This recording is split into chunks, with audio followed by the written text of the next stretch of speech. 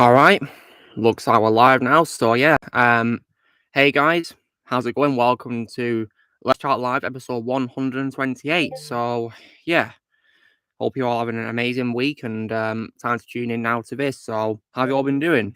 Hope you're all well. Let's see who's in the voice chat waiting. So waiting is Bemund, Ozzy, Shadow, and Blaze.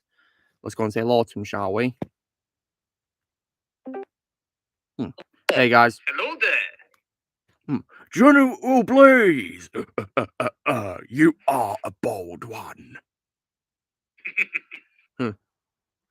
So, how you guys doing? Doing very well. Ozzy is doing some housework, so he won't be able to join us just yet. But he'll be back. That's fine, yeah. No worries. And I see the Mund's also here with us too. It's been a while since you've been on the stream, the Mund. Sorry that I didn't come to the stream last time. I was going to, but then, like usual, I fell asleep. Well, that's fine. You must have been tired. Yeah, I can understand. And then you guys were wondering about our next guest, which is hopefully going to be Richard Epker. He unfortunately can't do this week because he's sick. So yeah, hope he'll get well soon. So hopefully he can come either next week or week after. Yeah, he told me next week or the other week, basically. Whether that time will be when he speaks to us, the wait will be worth it. Yep. And I'll be looking forward to it. He said, this is, but I'm sick. Let's try for next week or the following week. Lucky nerds here, nice. It's funny when people say first, isn't it? Yeah. I mean, my response is usually, I'm always first, kid. Yeah, do that, Ozzy. Yeah, talk here for me. Yeah, hope you're doing well. Shadow said that you're muted because you're doing housework. That's totally fine. Yeah, you do that. I imagine you're really busy. So when it comes to this week, then how have you guys' week's been, since the last stream happened? Yeah, we're doing pretty well. Good to hear. And also, guys, I was able to platinum Sleeping Dogs on PS4, and I gotta say that it was quite an easy platinum for the most part. But the only tedious part of it that threw me off was probably the races we had to do. And what's worse is on the PS4 version of the game, which has all the DLC, you even got to do the DLC races to count towards the platinum as well. What? Yep, they count towards it. So, unlike, of course, the original version on the 7th generation consoles. And also what's worse is one of the DLC races is actually, it actually spans the entire map of the game, the race. It's the entire map of the game, and you've got to do a race. Oh, wow. And what's also worse is that there's also a stunt jump in there as well you've got to do, otherwise you won't be able to get back onto the main race. Wow. It took several tries, and also what's worse is if you fall off your motorbike, then you have to restart the race. It fails. And also, you can't even select a type of vehicle to use. It's only motorbikes as well, so that made it a bit more tedious. Yeah, you can fall off the motorbikes. Yeah, you can. That makes them a lot more dangerous, and that's why I refuse to drive a motorbike. I would rather drive a car than a bike. Well, I don't want to drive as a whole anyway. I don't want to. I mean, let's just say that the instructor that I had back in 2018 was a nasty person who destroyed any motivation I'd have to learn to drive. Yeah, you told us about that prick. Yeah, he was a nasty person, calling me an effing idiot, shouting at me and saying I'm the worst driver he's ever had and all that. Man, he should have been fired. He should have been fired. Yeah, I did report him though, so I'm hoping that, he got consequences. I had enough. I put up with a lot of his rubbish, but I just had enough. And what's also worse, guys, is that happened the day after I saw Infinity War at the cinema as well. Can you believe that? Wow. Yeah. I had a kind of a similar experience at work as well. I don't know if I can say the word, can I? Well, you can say a nasty person, Blaze. Just say that. Make it simple, This nasty person, I was doing the boxes, 24 of them, and then at the last second, he tells me to take out the papers. Like, what the hell? That's unfortunate. Sounds like you wasted your time, Blaze. And you can also confirm to us that tomorrow you're going to be doing a night shift, aren't you? Yeah, thankfully I'm not doing the boxes. I'm doing the headlights finally. And how do you feel about working at night time, Blaze? Oh, it will be better because the sunlight, the daylight actually made me sick at work once. Can you believe it? Well, I can understand because the heat can be a pain, can't it, when it's really bright? Yeah, thankfully at night time the sun would not be shining. Yeah, that's good. I mean, the sun keeps us alive, of course, but it's unfortunately painful at the same time, when you're in the sunlight for ages.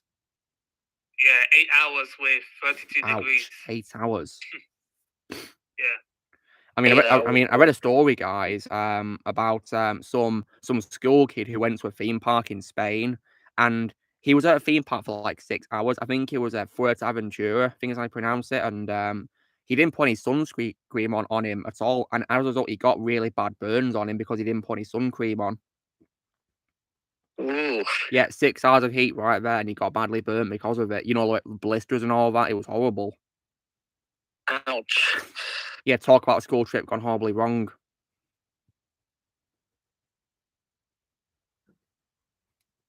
Yeah, man. Yeah. That's why whenever I go on holiday, guys, I make sure I wear sun cream, when there's hot weather. And also, guys, it's also important that you wear it as well, even when it's cloudy, because the sun rays can actually go through the clouds to you as well. Yeah, main reason if I do go on holiday, I'm going to a colder country for a holiday. I mean, if I go on holiday again, guys, I want to go to Europe, somewhere in Europe, because after, last year's holiday in New York, I don't want to go on a long flight for a very long time. No way. Yeah, Europe isn't too far away as well, so it's not going to take you a long time to get here. Yeah, exactly. That makes it a lot better, doesn't it? Yeah, easier. I think my plane trip was like 3 hours, basically. What, is this when you moved to Czech, Blaze? Yeah. Oh, nice. 3-hour flight. Not bad. Hey, Darth Prime, hey to all you joining. Hello to Joseph as well, and yeah. Long story looking nerd. How do you mean? So, but yeah, this week's been fine so far, really. Nothing bad's happened, thankfully. I just want to hear, really. Unfortunately, in Texas, it's like 40 degrees there. Thankfully, don't live in Texas. Oh, yes. Very well, thank you, my daughter. Hope you're all well. I mean, it's only 15 degrees in Iceland as well. 15 degrees, wow. And so yeah, Luke, I'm so happy you were able to watch Bram Stoker's Dracula this week. I did on Tuesday, yeah. It was a masterpiece. I know. Yeah, Francis Ford Coppola really does make masterpieces when it comes to movies. He really does. I mean, I already love his Godfather trilogy, and this was on another level, really. Like, how to do a horror movie. Yeah, and were you glad when I told you it was 98% accurate to the book? Yeah, I was very glad he said it's faithful. Yeah, it's going things are faithful. In fact, they used more practical effects than CGI. That was mind-blowing. Timeless, if you will. And that's why I can't wait for Francis's upcoming film called Megalopolis, sci-fi movie. I look forward to that one. Yeah, I think it's coming out next year because they filmed it early this year, and Adam Driver's in it, so I'm definitely going to watch it for his cast and all that. And apparently Francis has actually wrote this story since the 1980s, so he's definitely put a lot of effort into it. And I'll definitely give it a watch, yeah.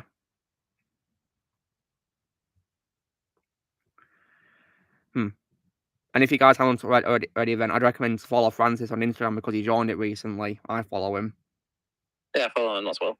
Yeah, if you see his posts, guys, he's promoting his new film. So yeah, you can see how it's being made and all that.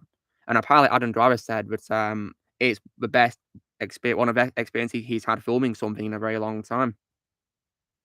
That I'm very happy to hear. I mean, I'm glad he's doing well, Adam, after, of course, his horrendous time with Disney Wars. Yeah.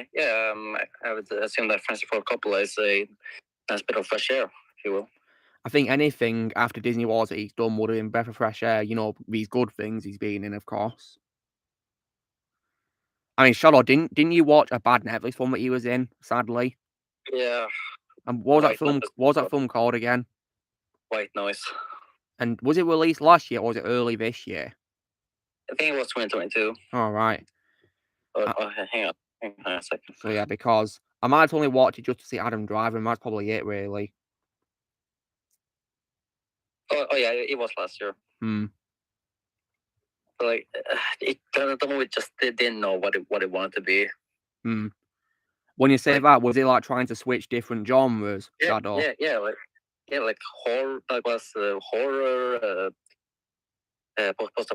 post-apocalyptic, comedy, and like it was too much.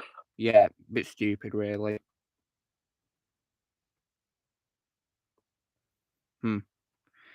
And so I'll only watch it to see Adam Driver, and that's probably about the only reason why I would watch it, but not right now, though.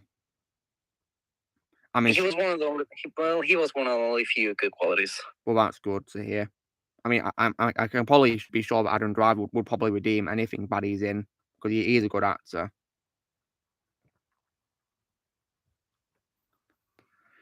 And I think he also said recently that he won't be returning as Kylo Ren ever again, so yeah, thank God for that. Thank God. I mean, I don't see why, because he's dead, so why should he return? Well, unless Ray, of course, brings him back to life or something.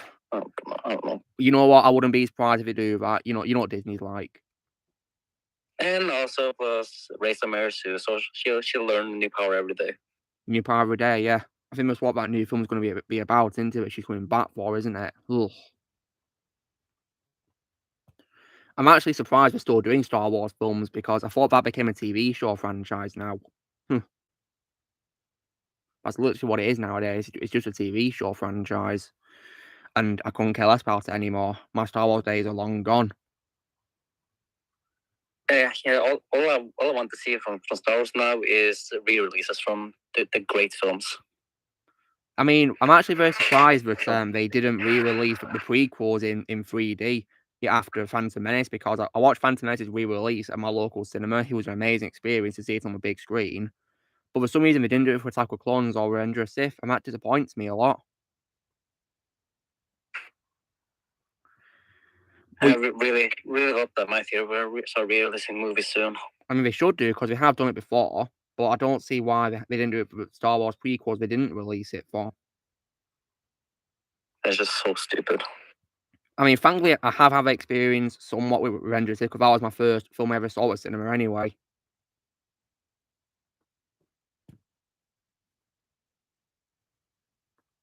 I wish I was able to watch the prequels in the theaters on the original.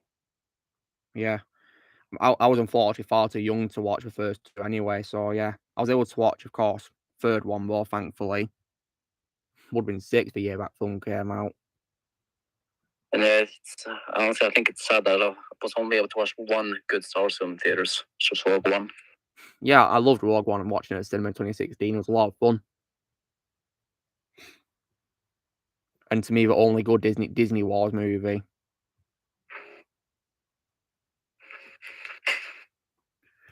So yeah, that's nice, Joseph. And in terms of what I also watched this week as well, I also rewatched Captain America: Civil War, or as I would call it, Avengers: Civil War. I just like to call it Avengers 2.5. I mean, that's what Anthony Mackie calls it. And you know what? I think he's right, because it is literally an Avengers film, because while Cap is in the film as a main character, he's not the only main character, is he, that it focuses on? Oh, it's also Iron Man, Black Widow. Yeah, it feels more like an Avengers film minus Hulk and Thor, doesn't it? Yeah. So yeah.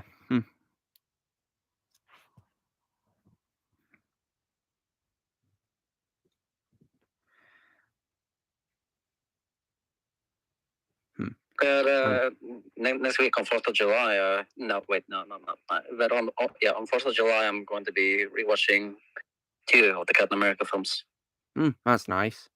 And I'll be also posting my review for Independence Day movie, the first movie as well, on that day.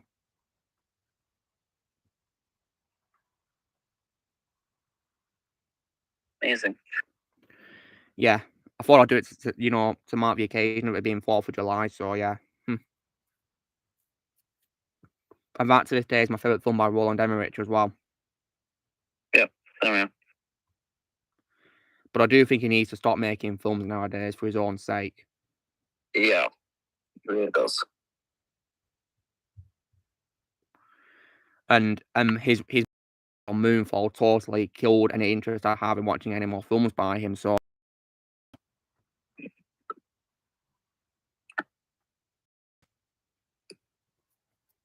Oh, thank goodness I'm never going to see it. You're doing the right thing, it's trash. I mean, it's thankfully a standalone movie, Moonfall is, so it thankfully doesn't undo a great ending before, like, Independence Day Resurgence did, to the first Independence Day movie, thankfully. What did I miss? I went to make food. I was just saying, Blaze, was on 4th of July, I'll be posting my review for Independence Day, the movie. So yeah, and also, guys, this coming week, after I've rewatched Doctor Strange for its review and Independence Day for that review, I'll also be checking out a horror movie starring Jeff Goldblum that he's in called The Fly. Oh, you'll love it. Yeah, I want to watch it because... The practical effects on that movie are insane. You've seen it as well, Blaze, have you? Nice one. Yeah. Well, I want to watch it mainly because of Jeff Goldblum being one of my favourite actors of all time. And yeah, The Fly is easily my favorite movie from David Cronenberg. Yeah, I'll definitely give it a watch. And I also heard apparently I had a sequel as well. I'm not watching that ever. Well, Shadow, you're probably dodging a bullet because I didn't hear good things about it. So I'll tell you what, Shadow, I'll watch it for your benefit. Basically, like the remake of The Thing. So I mean, Blaze, have you seen The Fly's sequel? No, but I'm guessing it's the same thing like the remake of The Thing, basically. So basically, it's not going to be good then. Yeah. Oh, nice shades, Ozzy. Thanks. It's so hot outside today. I can imagine. Yeah. It's actually quite warm here for me. Yeah, it's getting colder now since it's time. Yeah. I mean, it was quite cold yesterday for me, thankfully, but today it was a bit heaty. Yeah, today it's at 12 degrees outside for me. And I mean, like I said in the comments, it's 90 degrees in my area. Oh man, I can't imagine how painful it is there, Ozzy, for you. 90 degrees. I mean, I had to do AC maintenance. I mean, I'm just thankful that this planet isn't Tatooine. So glad. Yeah, I'm glad too, because I don't like sand. It's cold and rough and everything. It gets out everywhere. Those are my actual main reasons why I don't like sand. I mean, Anakin's not wrong, is he? It's not exactly nice, is it, when you get sand all over you, is it? Yeah, and then when you go to wash it off, it somehow gets back on you. Not nice at all. But yeah. Anyways, since I'm here, I might as well say that I'll be here for like maybe half the stream. I'll be muted for the rest of it because I'm going over to a friend's house. That's fine, Ozzy. No worries. But I'll be still here to communicate. That's fine, yeah. Talk to us however you want to, Ozzy. Yeah, it's absolutely fine. So as well as playing Sleeping Dogs and platinuming it, I also started Lego City Undercover on PS4, and so far I'm absolutely loving it. Nice. And yeah, that's good to hear. I think it's actually probably the most unique Lego game I've ever played so far. Yeah, the communicated gameplay is really cool, though. I mean, I'm having lots of fun with it, and I'm loving all the references in the game as well. Like, it's just a good laugh, and Ozzy, I definitely loved as well the Matrix references, like Morpheus in the dojo scene, and also the Agent Smiths called the Sentinels. Yeah, personally, that's my favorite reference in the game. There's even as well a mission which is dedicated to a Shawshank Redemption as well that I noticed, which was definitely brilliant to see. That's pretty much how I kind of got the idea of Shawshank in the first place. I mean, I think it makes sense to do Easter eggs of it because that's a prison movie, so that'll make perfect sense. And my favorite mission in the game so far, guys, is one that features a parody of Arnie. Yeah, because basically there's a character who's like a foreman at a building site called Albert Spindlerouter, and he's a parody of Arnie. And when you play the mission, guys, you'll hear lots of references to Arnie's movies in there, and it's definitely just hilarious to listen to. Yeah. I can imagine. And the guy who plays him, Joshua Thompson, in my opinion, does an absolutely amazing impression of Arnie. And did you also meet the Morgan Freeman parody? Well, yeah, shut up. I told you, Shawshank Redemption. He's in the Shawshank Redemption mission. He's called Blue, though. Not Red. Yeah. He's called Blue. And the guy who voiced that character sounded quite similar too. What, Blaze? Yeah, Luke, guess what? What? There's a petition to remake the first Godfather game. Really? Well, go for it. I'd love to play that on PS4. I actually played Godfather 2 on the PS3. It's actually really good. It's good, is it? Well, I heard that compared to the first movie's gameplays, that second game didn't have good reviews compared to the first game's reviews. Yeah.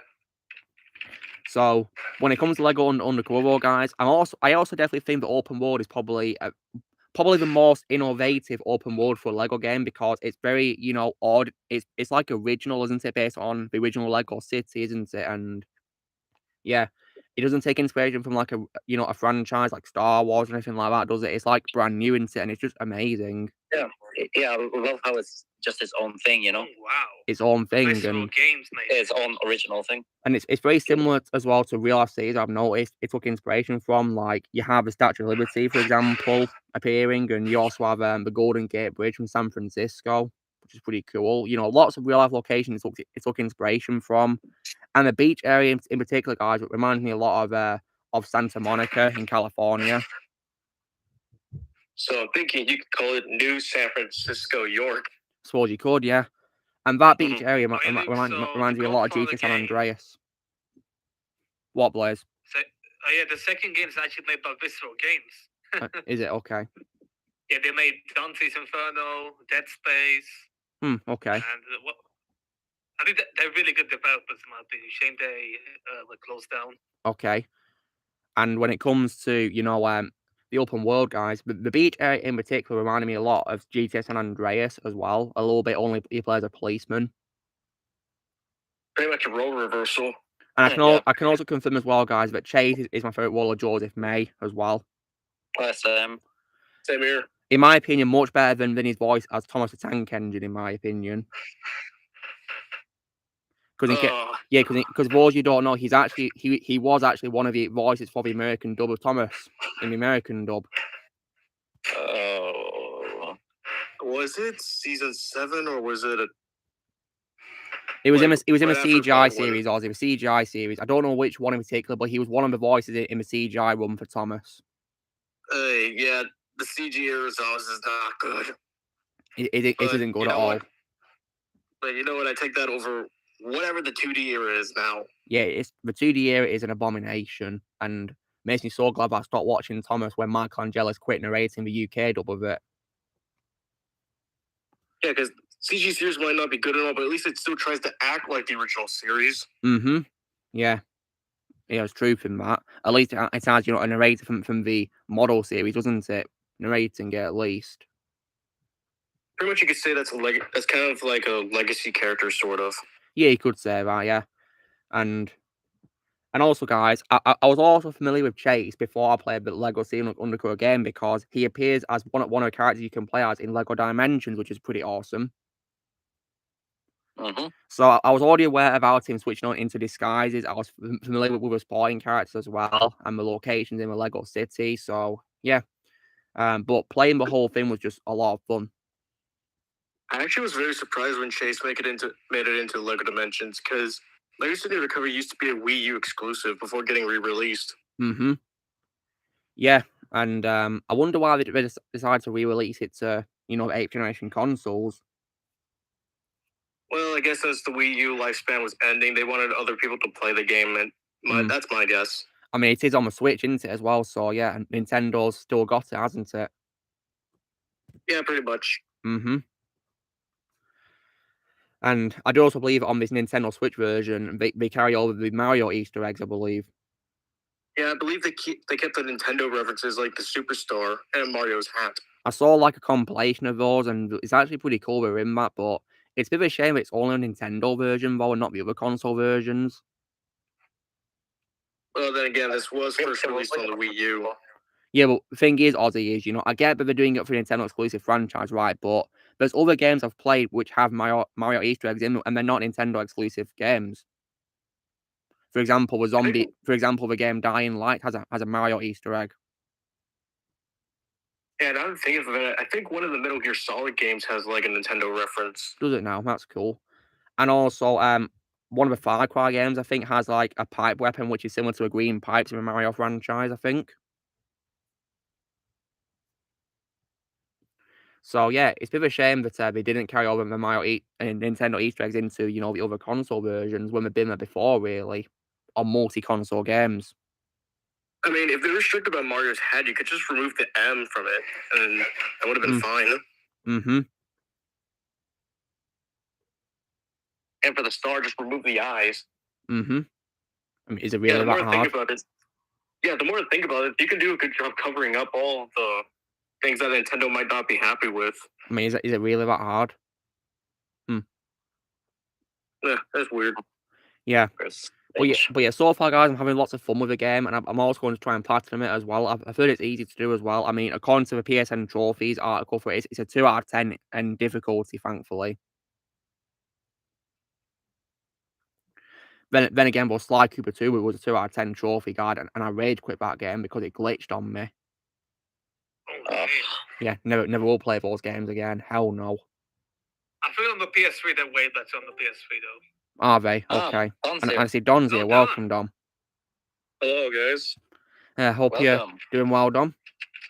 Yeah. So yeah, Lego City Undercover, amazing game. I'd recommend it, and it's also a game that puts many new games to shame as well. Like for example, Gollum. Oh yeah, when Walter White, when Hank Bungie Gollum goes, that's fine. Yeah, I saw that you posted it in there, Blazer. It was pretty good. Edited it actually, pretty funny as well and satisfying. And so, I mean, guys, have you guys by any chance seen that short clip that has posted of like the background characters walking on thin air in Gollum? Oh, I saw that. I saw that. Like, I mean, while I think Az's reaction to it is so funny, I think it's just appalling what games have become nowadays. You know, like, wow. I'm now calling that game Pooldom. Yeah, do. If you guys want to play a proper Lord of the Rings video game, I'd recommend the Shadow of games. Shadow of Mordor and then the sequel Shadow of War. I'd recommend those two. Oh, I'll play those games for sure. Gollum in those games is also far better than in the Gollum game as well, in my opinion. Much better. Hey, Luke. What, Blaze? For Sly Cooper, what episode was he on? Like, episode 4? Blaze, I really don't care about Sly Cooper anymore, and I don't remember. Okay, I'm just looking what actually causes this issue because I wasn't able to... Well, from what I can remember, Blaze, it was like a forest area on the second game where I rage quit. Is it the one where you had to throw him in a barrel? I really don't know, Blaze, and to be honest, I couldn't care less. Oh, okay. Yeah. When it comes to my Vita, guys, I'm just playing Killzone Mercenary nowadays, doing some, you know, grinding for points on that, to be honest. So yeah, next week I'll be watching The Fly and its sequel because I want to watch for people's benefit, and if I don't like it, I can include The Fly in a film I did not need a sequel series. Oh, I can already see that it did not need a sequel at all. We'll see how that goes. Because the first movie ended perfectly. Mm-hmm. Yeah, and it does the Alien 3 cliche in the beginning. The second film does, Don. Yep. Well, thanks for letting me know. I'll be ready for the pain. And also, it's to Gina Davis's character. Oh God. Except the difference is she's recasted by a different actress. Same characters all getting killed off. It's stupid. And also, Blaze, you'll also as well be pleased to know that this week I'll be checking out that Robert De Niro comedy that you saw. Oh yeah, about my father, isn't it? Yeah, that's what it's called here for me. Yeah, I'll be watching that too. It's actually pretty funny if you watch it. I want to watch it to support Robert De Niro because he's one of my favorite actors, Robert De Niro. Yeah, same here. Yeah, he's a legend. Don Lino. That's my favorite voice role of his, and in my opinion, he and Scorsese were the only best part of Shark Tale. Oh yes. You know, those two were the only thing I liked about that trash movie. In my opinion, Dream is his worst movie ever. Just a horrible mess of a movie. Horrendous. Yeah, for me, this movie's a guilty pleasure for me. fair enough. But for me personally, I can't stand Shark Tale, apart from Robert De Niro and Scorsese being in it. Yeah, the only saving graces. Sadly, I think the film also has the worst role I've seen of Will Smith as well so far when it comes to voice work from him. Oh my god, come on. Yeah, everything was so bad. Will Smith fish in this movie. Yeah, but honestly, the animation for his face was just absolutely ugly and nightmare fuel. So yeah, now because of half time to stream, guys, you guys are probably wondering what I got this week. Yeah. Well, yes. I only got two things, guys. One being a movie and the other a figure. So I might do a poll to let you guys pick. So yeah, start a poll. What shall I show first?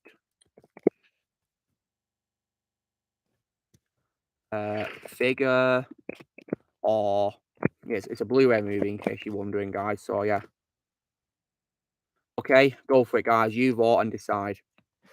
All right. Alright, let's do this. Yeah, go for it.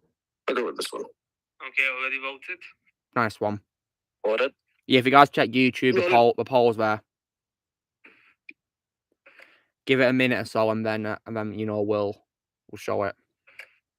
I'll show you what I got.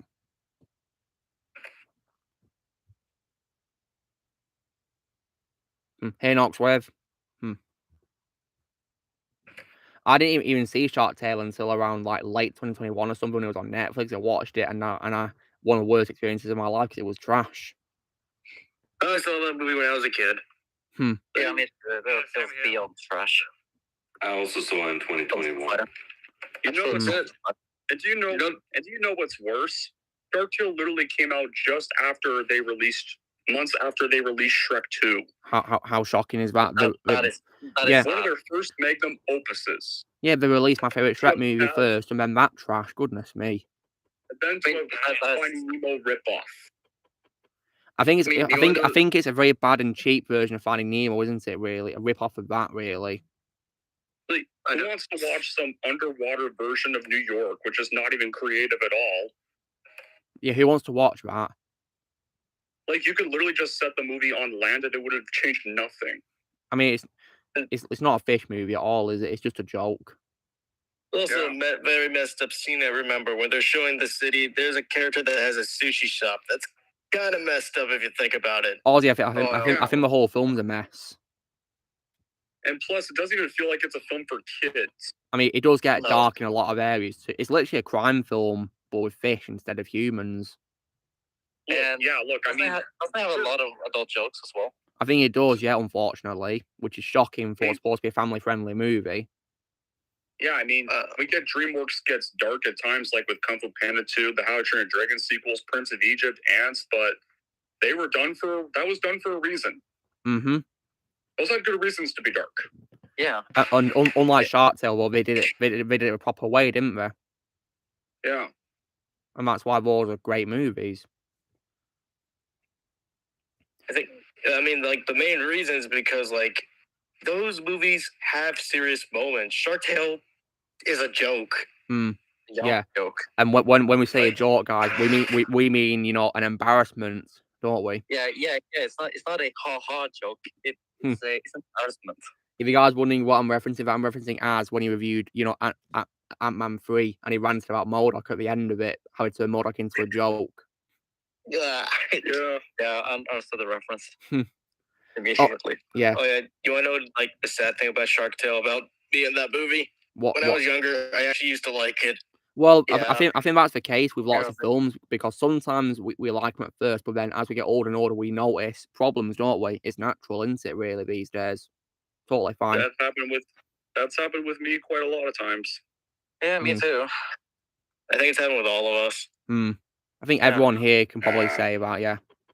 I mean, one example for me, guys, is probably Superman 4: The Quest for Peace. In my opinion, the worst Superman movie of all time. When I was a kid, guys, I loved it, but now I think it's one of the worst things I've ever seen in my life. Yeah, I mean, I hated the third one and the fourth one. I first saw them. Like, yeah. Oh my god! Oh my god! I was so embarrassed. Yeah, when I look back at them, guys, I'm thinking, why did I like these when I was a kid? Why? Like, this one was beyond the joke. Especially 4. Yeah, 4 is an absolute embarrassment to a Superman and character. A lot. Thank God I'm not planning to watch 3 or 4. Yeah, you're doing the right thing, Oh, Ozzy. Ozzy, for a waste of time. Okay, so you have decided, guys, you want to see the figure first and then the Blu-ray. Okay, your wish is my command. So, the figure, guys, is actually for a Marvel Legends character, in case you're wondering. And it's actually for a Marvel villain as well, guys. And it's based on how he appears in the comics. It's a he as well, yeah? Alright.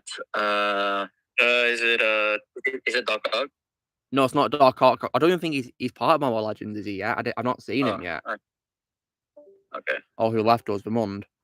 I mean, back. I'll say a quote from his character from something he's in, which is of course, hope is a human delusion. Ultron. Yeah, it's Ultron, based on the comics, guys. Yeah, Ultron. Ooh, Blaze. Oh, there's Blaze. Yeah, Blaze voice is Ultron. And if you guys are wondering who this arm is here when it comes, it's actually the arm of a character called Ursa Major. And he's basically part of like the equivalent to the Avengers based in Russia, basically, I think, from what I've read about the character. And also, guys, however, though, there is a reason why I don't want to get all the figures in this set to build Ursa Major. And the reason why is because one of these characters, guys, is none other than Ironheart! Oh god. No. Anything but her. Anything but her. Screw. Iron Take Victim right there. I am never getting that figure. Yeah, I don't want to get Ironheart. No way. I just have to call her Iron Take Victim because that's exactly what she is. I can't stand her at all. So yeah, guys, there's no way I'm going to complete a set to build Ursa Major. No offense to Ursa Major, but I don't want to complete a set because I don't want to have a figure of Ironheart in my collection. No way. I'd rather start up Lego Marvel Superheroes 2 and beat up Ironheart as Iron Man. The real Iron character. Yeah. I don't know, Blaze. I'd have to check Amazon for that. Or eBay even. And then, guys... I think you'd have to go on eBay for that. Probably, yeah. When it comes to... Now, this is actually for a Blu-ray Steelbook as well, guys, a movie. And this actually is what a superhero film, guys, I got as a Blu-ray Steelbook. And it's also my favourite in this franchise of DC that it's in as well. It's a DC film as well. Is it Shazam or Fear of the Gods? Or... I've already got Shazam as a Steelbook, Don, and I've already got a few of the Gods on Blu-ray, and also they're not my favourite either. Is it part of the DCU? It is. Is Man of Steel? It is, yeah, as a Blu-ray Steelbook. Nice. So the front cover is the S symbol. Of course, Man of Steel is in 3D as well, but on the back, nothing, sadly. Not even a picture of Superman or Zod or anything like that. It's just nothing. Disappointing, but yeah, I'm glad to find it as a Steelbook.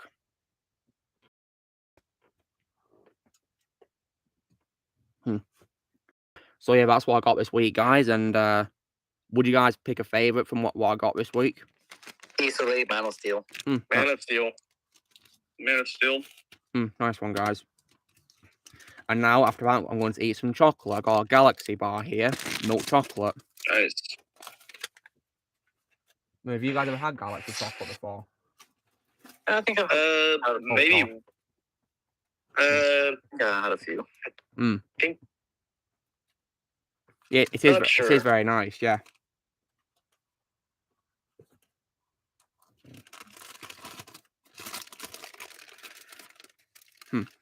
Oh, guys, it's melted a little bit because of the heat. Oh, dear.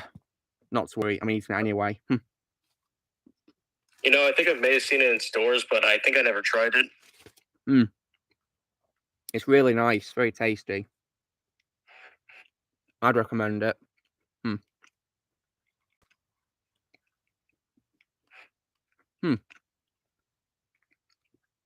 Really delicious. Yeah, you're right. Man of Steel is definitely a classic film indeed. Yeah, I love Man of Steel. In my opinion, the greatest Superman movie ever. Yeah.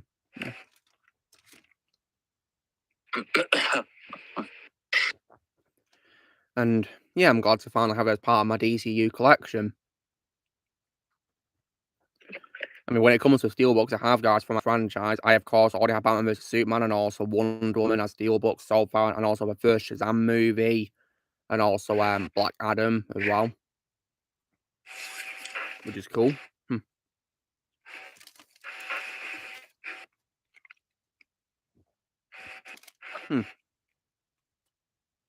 So yeah, and then next week I thought about maybe no, not next week. Tomorrow I was thinking about maybe watching Uncharted. The movie, Yeah, the movie. well, I think you'll like it, Shadow. I mean, I liked it. I thought it was good. Yeah, it's on Amazon for me, so I'll check it out. Nice one. I mean, in my opinion, I mean, in my opinion, the games are better than it, but I do think it's a good movie, in my opinion.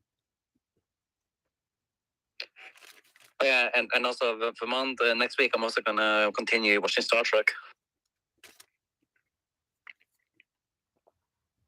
The Monday, dear Shadow. And next week, I'm gonna continue watching Star Trek. So I don't think he heard you. What's going on? Vermond. Mic issues, huh? Vermond, Shadow was talking to you. Yeah. I was just saying that. Sorry, I didn't. I was just saying that. I didn't pay attention. Yeah, I was just saying that next week I'm gonna continue watching Star Trek. Oh, okay. And it will be the animated series. Oh, cool. Okay. Pretty sure you guys happen to know about this. Well, you already saw it, but yesterday I finally saw Evil Dead Rise. Yeah, I saw it before I went to sleep. I was like, yeah, you saw it. Yeah, I'm glad you liked it. You were the same score I did, 8 out of 10. Yep. And also, Ozzy, you know when you know the Book of the Dead is read and you hear those voices, did you hear a familiar voice? Yep. I mean, how did you react when you heard it? Because I cheered when I saw it at the cinema. I was like, groovy. So let me guess, is this like a voice cameo from Bruce Campbell? Yeah, it is. If you've heard about the reports for a movie, yeah, here's a cameo in the film. Well, it doesn't surprise me. Yeah. Well, I thought it was pretty good, but I was kind of a little disappointed in the gore, though. Don, it was really gory. They used about lots of blood in it, lots of it. Yeah, there was a lot. I mean, even featuring an eye being bitten out, that was bloody gory. Also, the cheese grater. Yeah, exactly, and also that massive spider creature at the end as well. Yeah, just the trailer just kind of made it look like it'd be a little more brutal. Well, looks can be deceiving, can't they? Yeah, thought the 2013 version's still the gorier one, though. Yep, that is pretty gory. And yeah, one thing I do hate about HBO Max now is that they should put Evil Dead Rise as the only Evil Dead movie on there. And that's why streaming services suck. Yep. And look, do you want to know the only other Evil Dead related thing on there? What is it? It is the freaking trailer. Well, that sucks.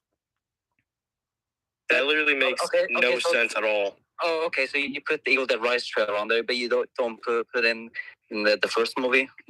Yeah, it's a bit stupid. Yeah, it makes no sense because what if there's someone that want to start the franchise like me? Yeah, that's into the franchise, but Evil Dead Rise is on there. Great. And that's why streaming services suck, of course. Yeah, London these days. I mean, it literally makes no sense because, like, I use HBO Max to watch Evil Dead Rise, and all of the movies are on there for me. Why not for Shadow? But the good news, anyways, I am able to see the movies, but only through Apple TV. Okay, at least I'm there for you. Yeah, but I may want to have to order Ash vs. Evil Dead online. I mean, I watched that show on Netflix, so yeah, that's how I watched it. Oh, I was going to start that show, but Netflix removed it. I mean, that happened to me when I tried to watch Turbo Fast, because for some reason, guys, that's gone for some reason. It's not there on Netflix. And didn't you say it was a Netflix original? Well, that's what I read about. Yeah, it was made for Netflix, and it's gone. Hey, Liv, nice to see you here. Hope you're doing well. So I don't get that, like, you know, why make it like a Netflix original series but then remove it? Are you having a laugh? I mean, they have a movie on there, guys, for me, on the UK Netflix, but not the show. Oh, no, not the movie. Oh, God. And then, as well, guys, So, because of that, I started my binge watch of Batman Beyond instead. Maybe that was a better choice after all. Probably, yeah. And so far, I'm loving it. I've watched 3 episodes of it, and I can't wait to watch more tomorrow.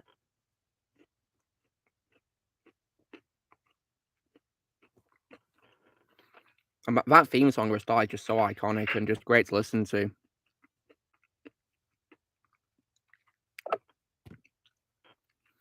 And of course, you know, when it comes to other Batman shows, guys, if you guys by any chance heard that theme song from the show called The Batman from 2004, have you guys heard the intro to that? It's just sick. Oh, yeah, I have. I love that theme song. When you hear that, you know you're in for a badass night of television. You just know it. But obviously, though, guys, no theme for Batman's ever going to top the animated series theme when it comes to Batman's TV shows. That I will agree with. Like, that theme song is just so iconic, and Danny Elfman even composed that theme as well, which is pretty awesome. Well, Rex, makes sense. Well, guess what, Rex? After I've played that Xbox exclusive called Killer Instinct, and also as well that game by Justin Roiland called High on Life, I'm going to retire from Xbox. So yeah, I don't care if it's Indiana Jones game. Welcome, Daniel. Hey guys, I can only be here for a couple minutes, but I'm directing this message directly towards Ozzy. Oh yeah? Just turn my camera real quick. So, didn't you say like last week that your local cinema was like closing or something? Yeah, Regal Cinema. Yeah, so a few years ago, one of my local cinemas that's very noticed in my home shut down. I think it was because of COVID, but this exact same location, it's reopening. Oh, nice. Yeah. Hey, it used to be called Pacific, and now they're calling it Starlight for some reason. Wonder why we renamed it. Yeah. All right. Daniel. Oh yeah, Daniel. Before you go as well, I wanted to let you know as well. I've been playing that game called Lego City Undercover this week, and I'm not sure if you've played that game or not, but you'll be happy to know that there's actually a mission which is based on Shawshank Redemption in it. Oh, well, that's cool. Yeah, and it was definitely very nice to play for that mission. Yeah. Well, that's cool. I hope you enjoyed the game. Yeah, I'm gonna continue playing more of it soon. Yeah, can't wait to.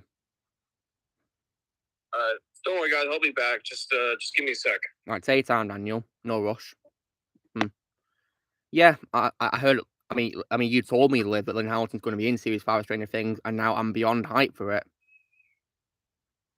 I mean, did you guys hear the news that Sarah Connor herself is going to be in Stranger Things' final season? And I was so freaking hyped when I heard it.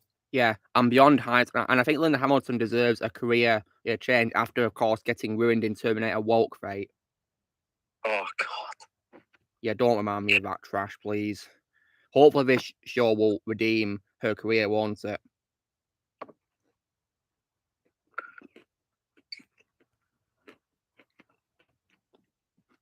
Yeah. And I hope so, because she's one of my favorite actresses of all time. Yeah, same. Yeah. Yeah, she does Black Dollar, yeah.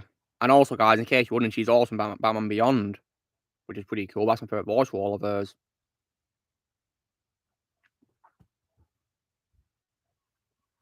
which is pretty cool.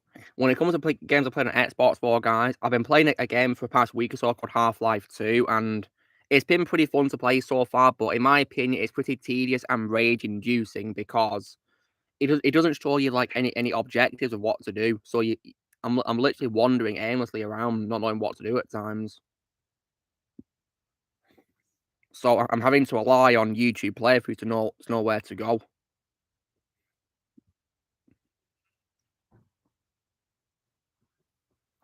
And it's pretty annoying, really, to be honest. Like, they should tell you what to do. I mean, I don't get why, because the Left 4 Dead games by the same company, Valve, tell you what to do with objectives, whereas Half-Life 2 doesn't.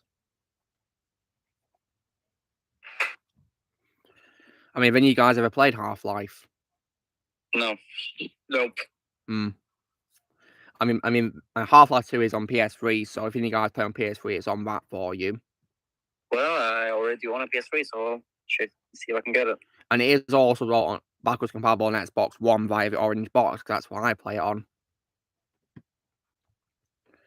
And thanks to me owning the orange box, it means I can play a Portal games as well.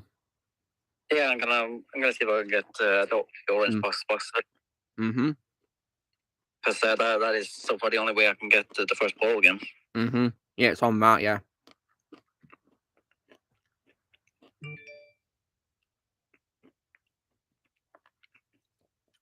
I'm not sure what other consoles orange box is on, though. I mean, it's definitely on Xbox, but as for PlayStation, I'm not entirely sure. I'll check now.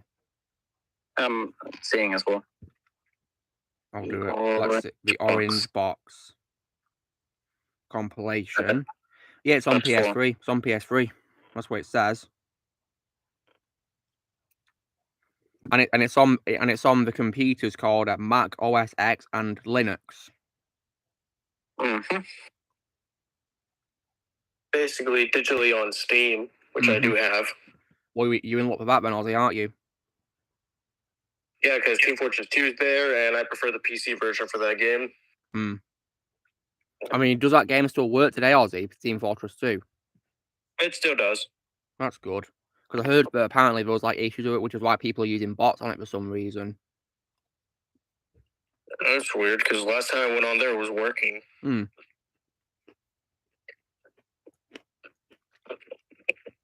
mean, apparently it's regarded as one of the greatest games ever made. Which is pretty cool.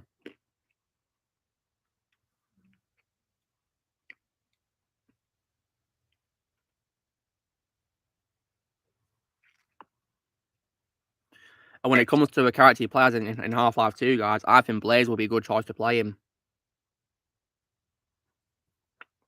Because he reminds me a lot of Blaze in terms of appearance.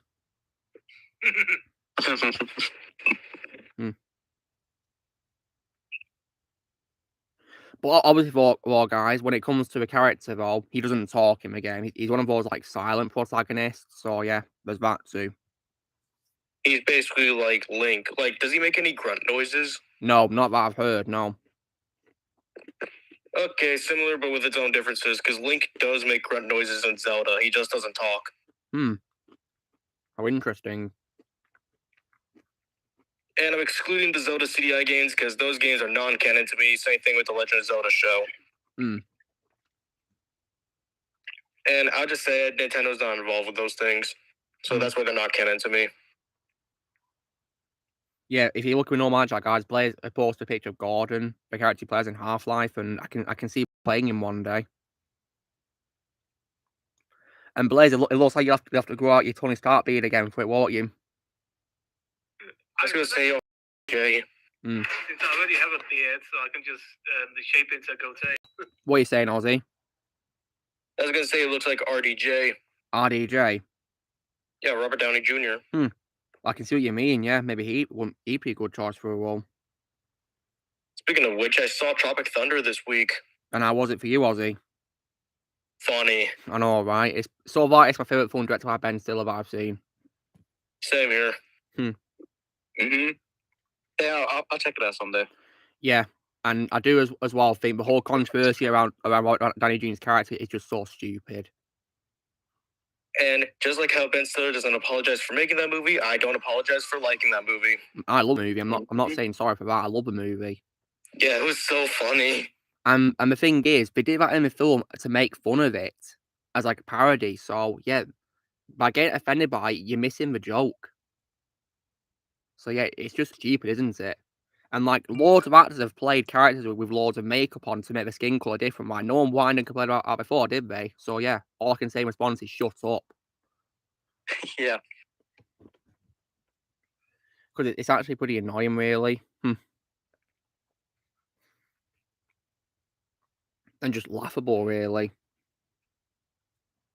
Yeah, the controversy is beyond the joke. Yeah, it is. It's just stupid. And I think when it comes to like older movies, some people accuse them of not being diverse enough, but they completely fail to notice that they are actually diverse in many ways. Actually, Yeah. They fail to notice that. Like, do you guys know about earlier this week that people were trying to boycott the new Final Fantasy game for not being diverse? But that's just stupid. Yeah, because I'm just like, have you not played Final Fantasy VII? That game is diverse. Yeah, why have you got a problem with this new game? Seriously. And when it comes to Final Fantasy, guys, I've not played any of those games ever. I haven't played any of them either. I mean, are they worth it if any guys have played it? I mean, if you like RPGs, then yeah. And the problem is, though, guys, is that they're like on the really old consoles first, aren't they? And I don't even have those old consoles. You know the 90s consoles. I don't have them. Well, the thing is that if you want to play Final Fantasy VII, you actually don't need a PS1 to play it. Really, that's reassuring. I mean, what I need to play the 7th one? It got re-released on, I believe, Xbox, PS4, and Switch. Well, that's good. I mean, what about the ones before that? Did they re-release those? Let me check. Because if you haven't, then I can't play them, sadly. I do believe they re-released the first 3 games of Mortal Kombat as like a collection, for PS3 and Xbox 360. So I might probably play that one day. Yeah, the first games have been re-released on the modern consoles. That's good. Bond7 and Comics. Ozzy, there's a question from my doll asking, have you watched Iron Man Armored Adventures, an animated series? Once, but that was a long time ago. I should probably give that whole series a watch one day, see what I think of it. I can already guarantee it would be better than the MCU nowadays. Oh, it will. Yeah, because the MCU, I'm sure it will. the MCU nowadays is a total joke, and I'm so glad I stopped watching it a couple of years ago. Actually, now when you think about it, goodness me, a couple of years ago. I think that Iron Man Armored Adventure series. I think Tony's a teenager in that series. I believe he is. From what I've heard about it. Yeah, he is.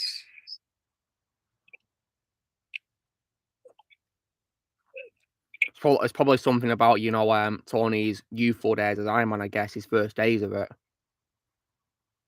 He was going to be a teen, of course.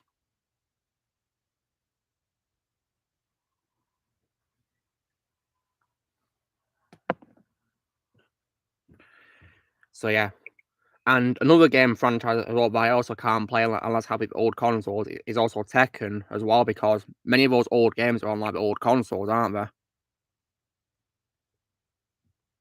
So yeah, that one Blaze might have to help you with. Well, I guess he can because I think that's his favorite fighting franchise, I believe. So yeah. I mean, I think the old games are backwards compatible on PS3 though, because we're on the original PlayStation and all that.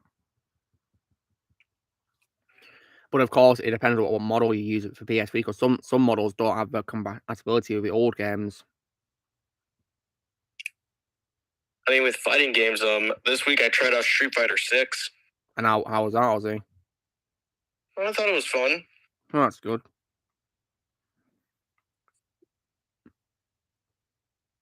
Yeah, my brother and I played it on his PC, so that's how I was able to play it. Very nice. So it's on PC as well as the current gen of consoles, is it? Yeah, we just connected our Xbox controllers and we just started playing. Very nice. I know that inevitably, guys, I'll need a PS5 soon because Sony will probably stop, making games for PS4, won't they? Yeah, one day they will. It's just inevitable, isn't it? I mean, we did it with PS3, didn't we?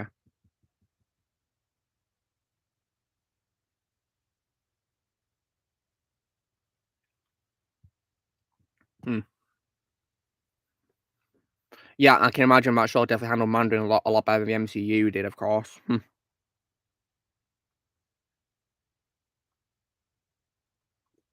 Because, yeah, the Mandarin in Iron Man 3 is a joke.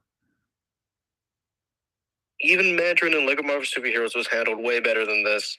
I think anything can be better than Iron Man 3's Mandarin, can't it? But yes, thankfully we got a decently good Mandarin in Shang-Chi. Although I don't no longer care about that movie anyway.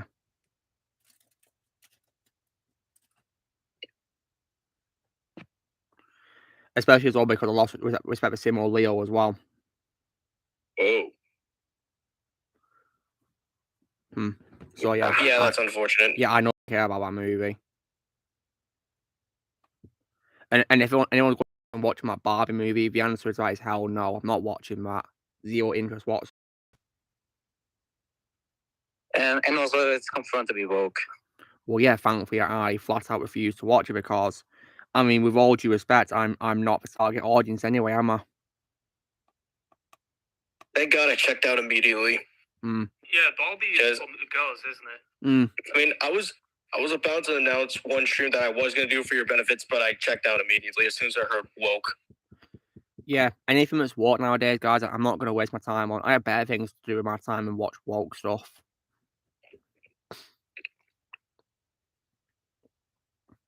Yeah, I'm sure Oppenheimer's going to be good. I'm going to come to stream more because it's run time. Yeah, same here. Because I can only handle certain amounts of run times in the cinema, guys.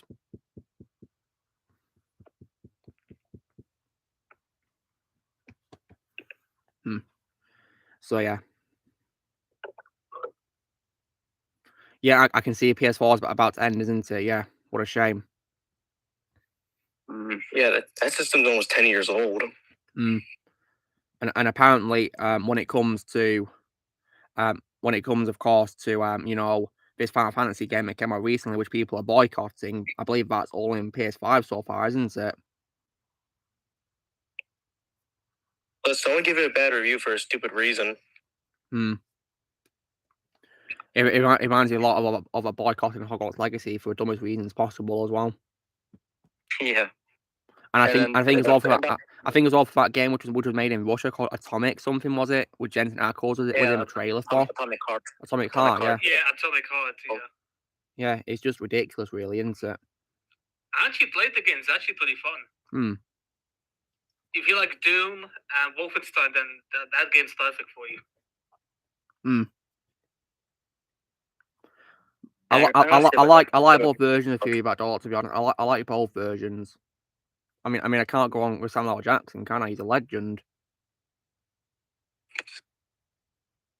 Yeah, I prefer Nick Fury when he's black and when he's played by Samuel L. Jackson. And then again, in the comics, of course, Ultimate Comics, he is based on Samuel L. Jackson anyway. So yeah, the MCU is somewhat faithful in that sense, isn't it? Because it's based on the Ultimate version of Nick Fury.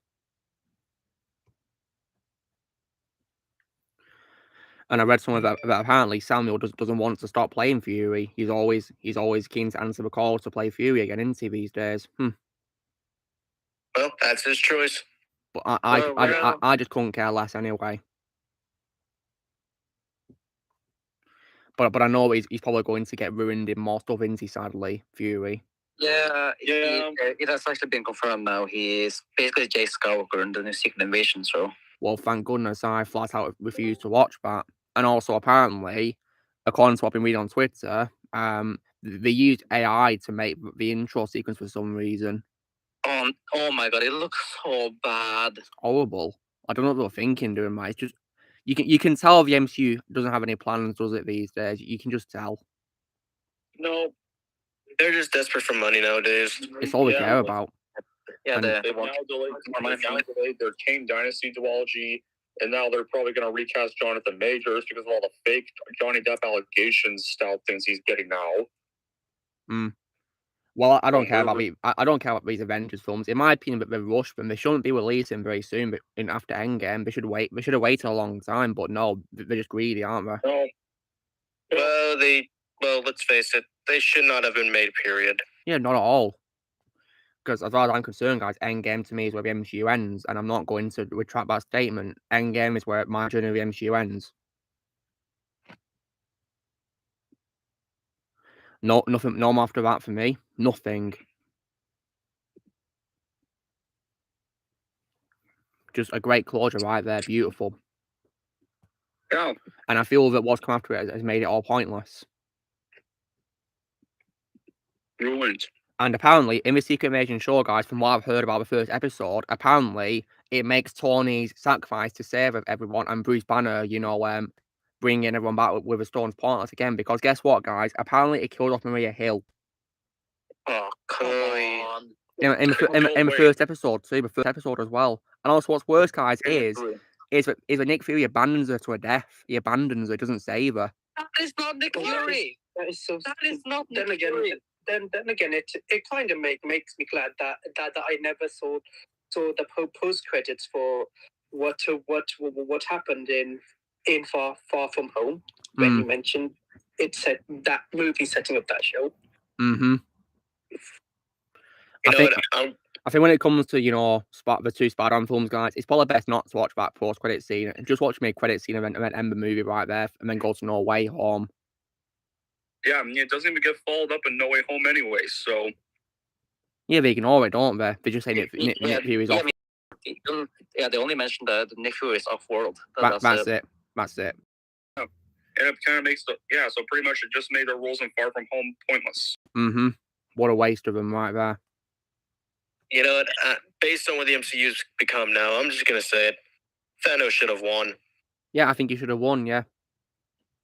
Yeah, so it honestly wouldn't surprise me if they do the Rise of Skywalker on him later on, like they did. I mean, imagine if they erase Kang because of this whole Jonathan Majors arrest thing, and they don't bring him back, and they instead bring back Thanos as a replacement. Oh God, I can see that happening. If that happens, it would make Tony's sacrifice even more pointless. Indeed. I haven't watched anything Majors is in, but honestly, I don't think he really deserves any of this stuff. If you want to watch anything he's in, Don, I'd recommend the Netflix film called The Hard of A4, which is in Idris Elba. I'd recommend that. It's a pretty good movie. Will do. It's good, yeah, and he's a good actor, Jonathan Majors, in that. And when it comes to what else I've seen from Jonathan Majors, I have also, as well, I think, seen him in also, what is it now? The Five Bloods. He's in that, The Five Bloods. Yeah, he was pretty good in that, from what I remember. He was good in it, but my only quality about film is that Chadwick Boseman was very underused in it, sadly. Oh God, I hate that. And what's also more heartbreaking is, guys, is that was unfortunately the last film to be released while he was still alive before he died. So yeah, rest in peace to Chadwick. Rest in peace. I do have a feeling I might probably end up liking that bit better than let's just say Wakanda Never. Thankfully, never going to watch Wakanda Never. Screw that. Mainly because of how it disrespected Chadwick. Yeah, basically just being a funeral. Yep, and what's even more confusing is how they ended up adding a plot hole of him having a family outside of Wakanda. Mm-hmm. That post-credit scene. Well, that's just a joke, isn't it? You can just tell the MCU's got no plan. They're not thinking things through, are they? Yep. But like it's just stupid. The Infinity Saga had a clear plan, didn't it? A clear story it wanted to tell. But look at this story. What story? Just fan service, cameos. No. Yeah, I don't really know what the story is in the MCU. I don't think it is a story. Here's the thing. If I want a good version of Multiverse of Madness, I'll rewatch Everything Ever All at Once. If I want a good version of Love and Thunder, I'll rewatch Dungeons and Dragons Honor Among Thieves. And for a good version of Wakanda Forever, I'll just watch Furious 7. Mm-hmm. Better versions of those movies. If you guys want to see a film that pays tribute to and gives an emotional send-off to a character without killing them off or anything like that, or giving them a horrible story to say goodbye on, I'd recommend Furious 7 strongly. Yeah. Because that That's film how you send off Paul a character Walker. played by an actor. Yeah, That's Paul how Walker. you do a character that's played by an actor in their final role before their death. That's how you do it. Mm-hmm. Furious 7 is probably the best example of that, yeah. Rest in peace to Paul Walker. Yeah, Brian just drives off into the sunset. That's it. Very, very emotional ending right there. That's why we ensued our Prime. Good choice.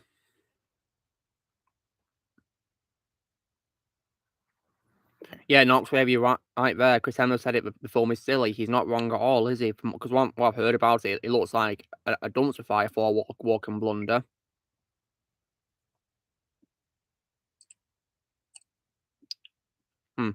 Indeed, about Dollar, yeah. Earth's Mightiest Heroes handles Secret Invasion far better, and that's one of the reasons why, in my opinion, it's the greatest Marvel show ever made. I think that show does many things the MCU didn't do well. In my opinion, Earth's Mightiest Heroes does it a lot better in many cases.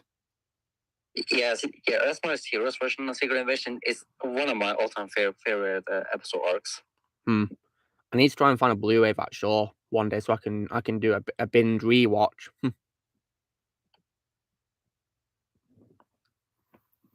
And I really hope that they renew it. I mean, I'm also hoping they'll renew Spectacular Spider-Man as well after, of course, his amazing cameo appearance in Across the Spider-Verse.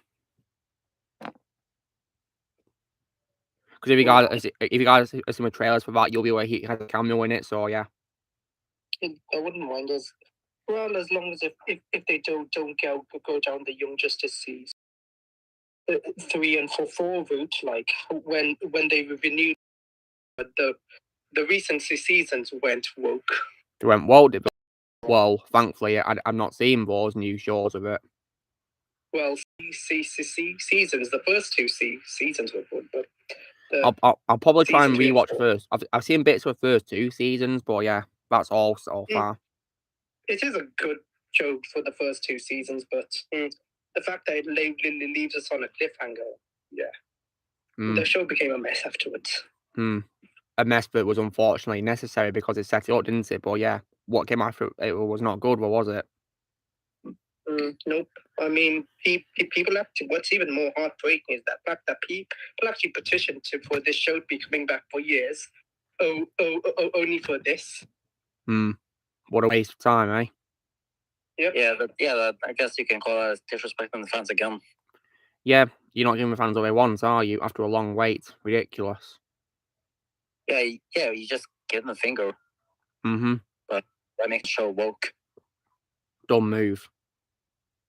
And Lucky, do you know if they made some of the characters unlikable in the new seasons? Yeah, I heard. Actually, I haven't watched the first. Actually, I haven't watched season 3 and 4, but I've heard from a friend from another server that they aren't really the same characters as we once knew. Oh my god. Indeed, not so. Extraction 2 was amazing. So far, it's my second favorite movie of the year behind Zissou. I loved Extraction 2. Yep, I saw both films yesterday whilst I was just stranded at the airport. Are you back home, Lucky Nerd? Yep. Oh, that's good. It was a stressful process yesterday. Well, I'm very sorry you had to go through that. Looking at Spirit, that's pretty unfair. Sorry to hear that. Because my flight got delayed from Frankfurt, and I was stranded there for like 8 whole hours. I was lucky that I downloaded those films. Nice one. Yeah, but it's great that you're back home now. Yeah, Yep. thank God for that. Word advice though: don't use Air Canada. Air Canada, okay, I'll bear that in mind when I'm booking a holiday. But yeah, however, guys, I don't plan to take long flights for foreseeable future after my holiday in New York last year. Yeah. Based on what you told us about that, I don't know if I ever want to travel again. I mean, I would love to travel to Europe because the flights, of course, aren't that long, thankfully.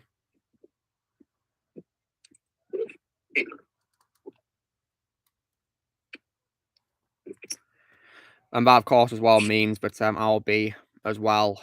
That means if I am to go on holiday ever again, guys, it means I'll pre-record some content as well for all of you while I'm away. Yeah, because if you guys are wondering why content for me uploaded while I was away in New York, it's because I filmed all of that before the holiday in advance. That's pretty smart. I mean, due to my unboxing of action figures, guys, that I've been doing on my channel, my channel is going to go on air until next year, next October, actually. Nice. So yeah, so no matter what happens, guys, the videos will still go up for you.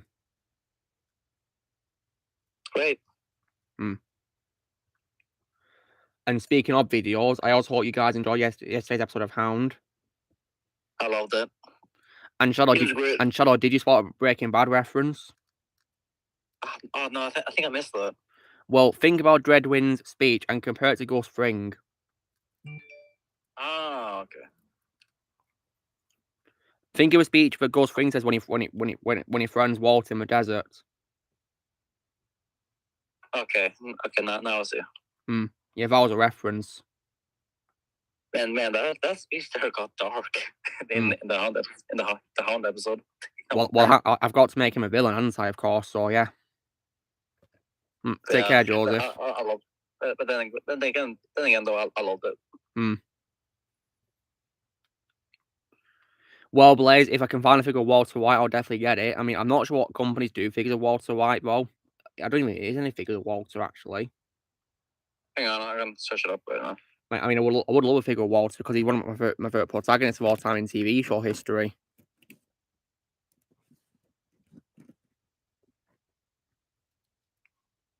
And always will be my favorite wall of Bryan Cranston as well. Yeah. Oh, yes. Yeah. Amazing actor, Bryan Cranston. I am the one who knocks. Yeah, no one can play a role better than Bryan Cranston at all. And apparently Anthony Hopkins also wrote a letter to Bryan Cranston saying it was the best acting he'd ever seen in that show. Oh, wow. Like, coming from Anthony Hopkins, that's just an amazing compliment to have, isn't it?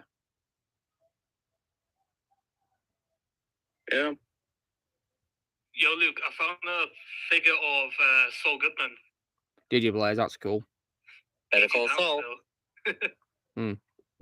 What company made that figure, Blaze? Mesco Toys. I see. Yeah, they also make Walter White. I mean, what do these figures even look like? Well, I'll take a picture of Walter. Here, Luke. Just gonna let me send it. No, that's not coded. That's coded. Yeah, I'll be sending. Okay, here's Walter. Oh, that's nice. Wearing his orange hoodie, nice, and he's got chemicals in it and a barrel. Yes, it's a chemical suit.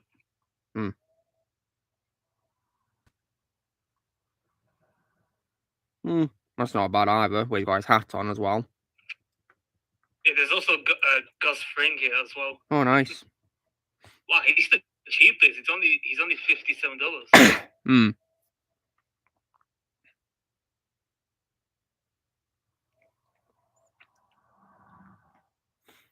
Oh, here's Volta in a green jumpsuit and in a yellow one.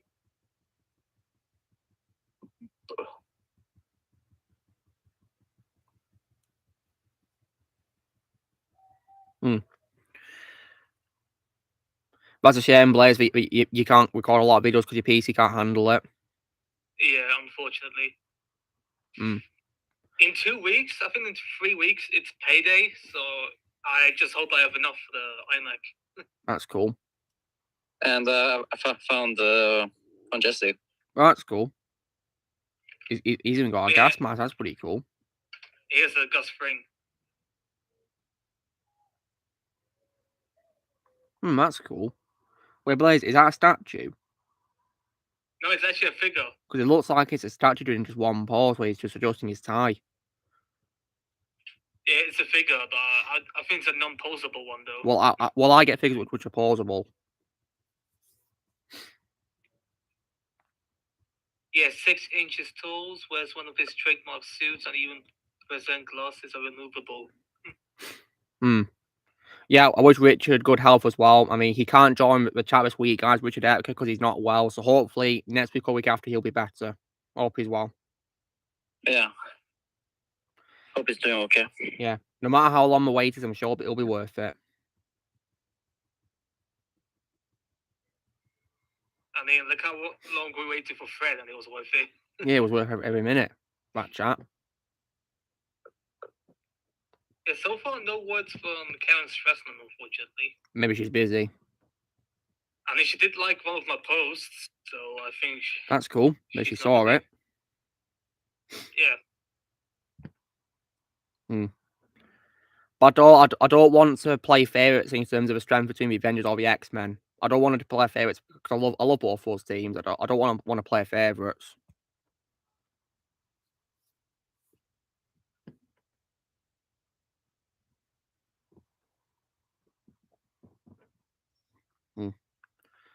I'd probably include Brainiac as probably a villain to use in a Superman movie. I think he deserves to appear in a live-action movie, Brainiac. Yeah, I think he's overdue for live action now. He was supposed to for Superman Lives, but that never happened. Yeah, wasn't that that Nicolas Cage film got cancelled? Yep. And Tim Burton. Yeah, the Tim Burton film. Yeah, I would also see that. Yeah, I've been searching up a lot. It turns out Tim Burton's had movies that were never made, and that's one of them. And I don't even know why Nick Cage even agreed to make a cameo in the Flash movie either. Yeah, which I still don't plan to review, so people better not go asking me to watch it or review it. Well, Don, if anyone asks you to watch it, we're going to get blocked. Simple as that. Yeah. Because, with all due respect, guys, we can't force people to watch something they don't want to watch. Yeah, no, not just because it stars, and not just because it stars Ezra Miller, but because it basically kills off Keaton's Batman. Yeah, it does, probably. No, it's insulting to the fans and Tim Burton. Unfortunately, Mike was watching The Flash today. And what do you think it was? It was horrible. Well, I'm not surprised. And he even said the whole movie is made by AI. Well, it is.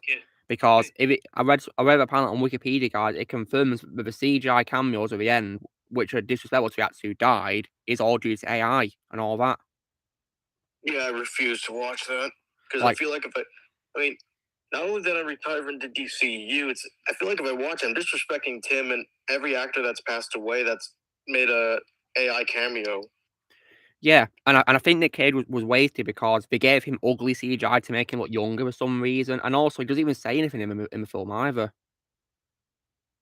I think his hair was CGI too. Probably, yeah. I mean, because I don't know if it's either wig or CGI. I have no idea. Yeah, because I read originally in Superman Lives, Superman was supposed to have long hair. Yeah, he did, from what I saw behind the scenes of it, yeah. I actually watched that documentary about Superman Lives cancellation.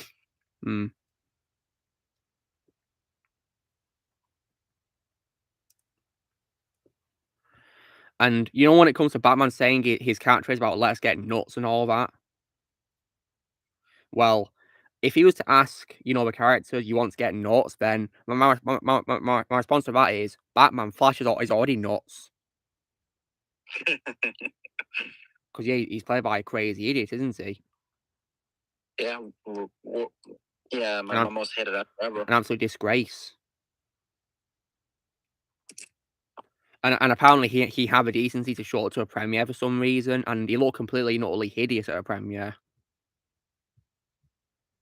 Like, bloody hell.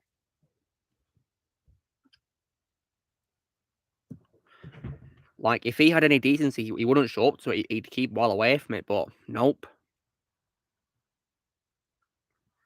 And also, guys, I saw a pretty disgusting clip as well from the film too, which was very disgusting. Oh, Ozzy left us. He's probably gone to that friend thing, hasn't he? I know what you're talking about. Yeah. Yeah.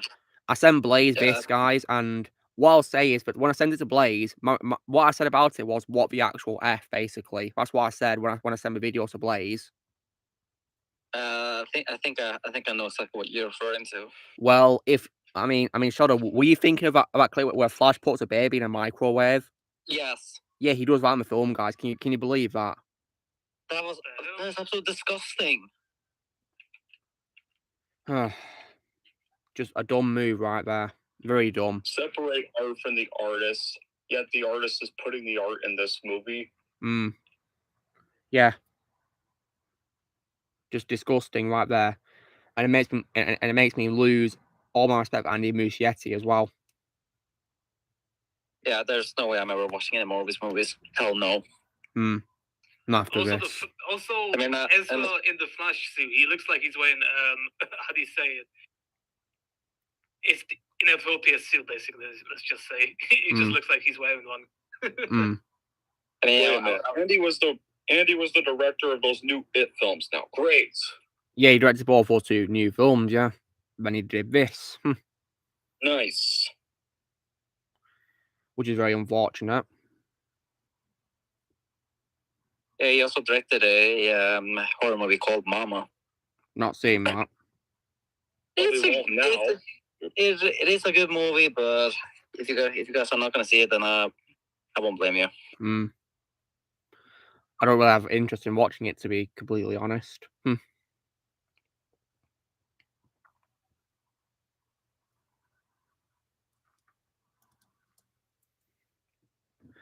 And I think another insult that film also did was, of course, how for some reason they erased Affleck and replaced him with Clooney for some reason. Yeah, okay, so you removed the best live action Batman to replace him with the worst Batman. Dumb move right there. Really dumb. Oh yeah, right. Like every single DC fan wants to see that. Yeah, cool.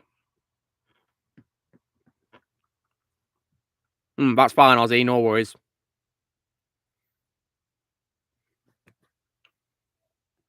All I can say is I'm so glad to be done with DCEU, and yeah, I've got my collection done now. I'm not going to buy anything else to it. Nothing.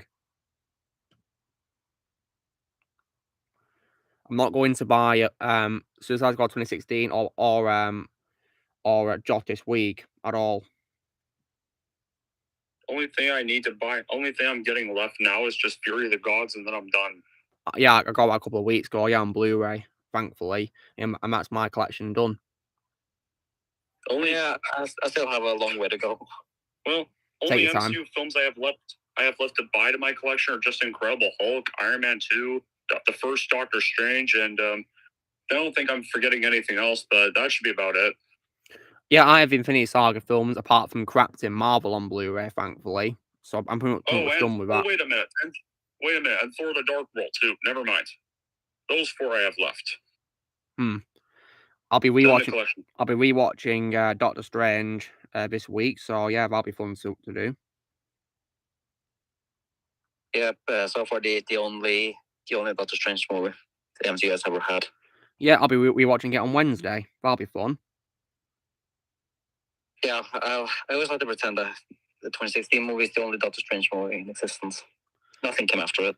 Yeah, I can only accept Doctor Strange being in Thor Ragnarok and the Avengers movies after that. And No Way Home. Honestly, it's sad to say this because Sam Raimi is one of my favorite directors of all time. I mean, he's my favorite director, and I've been advised not to watch Metaverse of Crackness because it's going to ruin everything, isn't it? Really, break my heart. So yeah, I'm never going to watch Metaverse of Crapness. I mean, but Dollar, you can confirm kind of that you think it makes Morbius look like a masterpiece in comparison, don't you, Bad Dollar?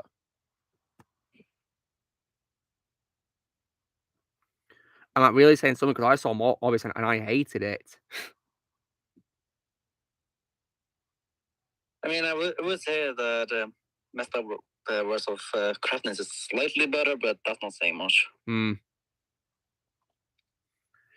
I mean, I know what happens in the film, guys, thanks to Gary and Az. So yeah, looks like I'm not missing anything.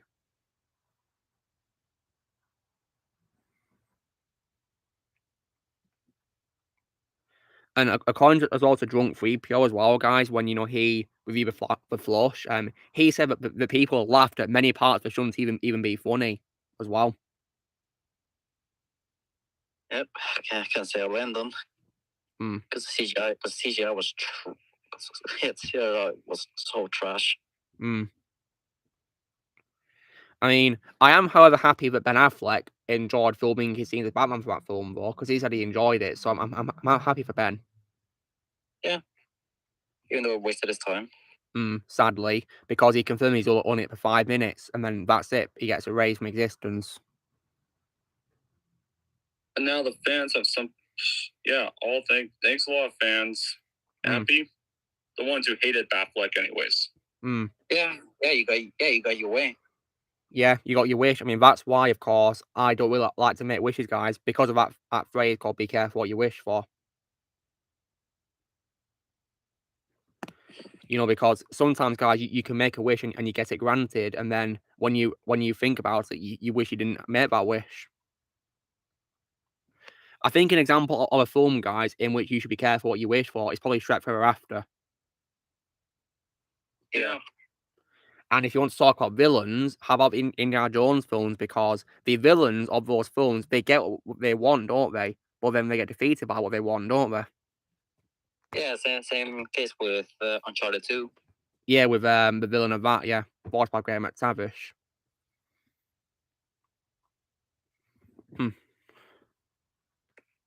Because he wanted to live forever, but that didn't exactly work in his favor, though. Blazer, I'm not going to rewatch Audius or Shark Tale at all, ever. I choose to rewatch neither of them.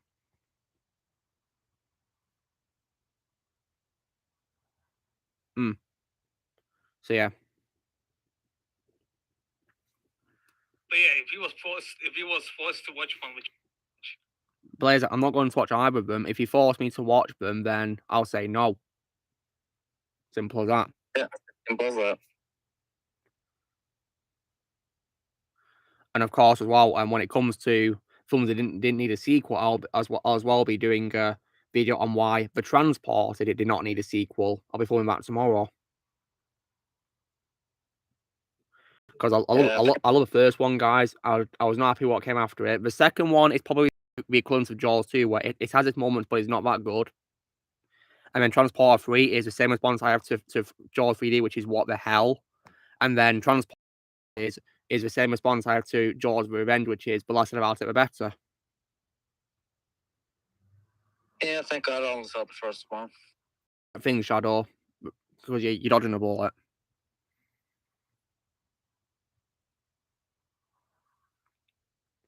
But Don, you'll also be pleased to know that yesterday I filmed a video on why Crank High Voltage deserves a sequel.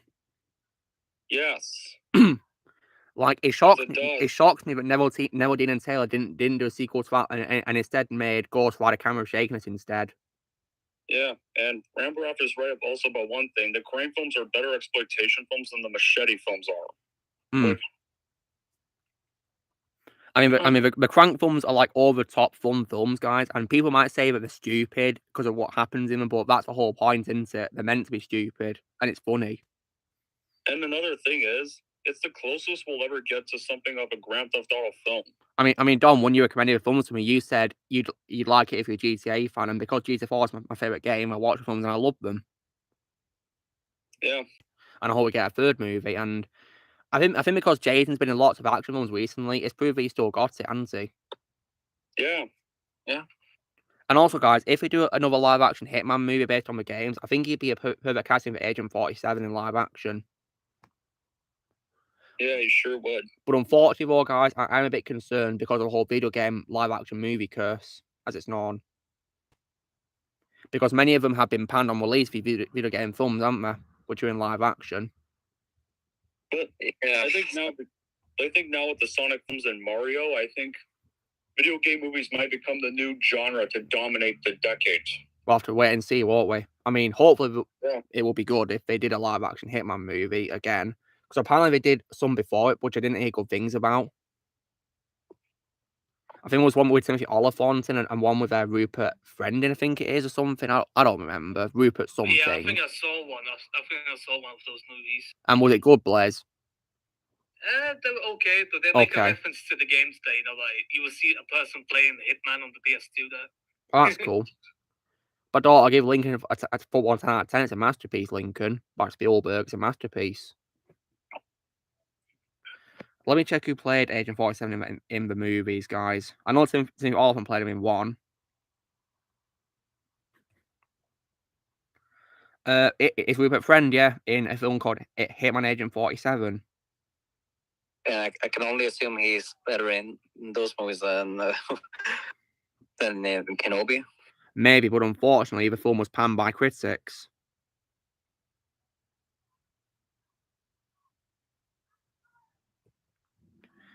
And when it comes to a Timothy Oliphant movie as well, that also got negative reviews as well, sadly, but many people praise Agent 47. That's at least. But yeah, as far as I'm concerned, guys, the greatest Agent 47 of all time will always be Bateson from the games, who voices him. He is Agent 47 to me.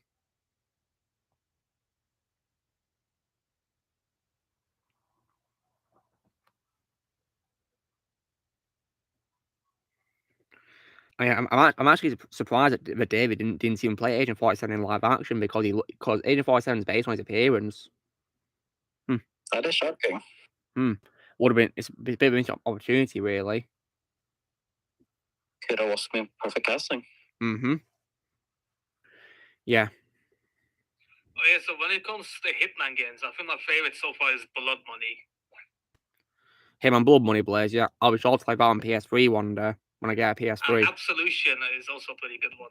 I think me and Carl Urban, know about Carl Urban, who's playing Johnny Cage. He's in the final talk to play a role, isn't he? From what I heard about it. Let's check the sequels news, see who's in it. Okay, so filming is going to run from June, September. That's cool.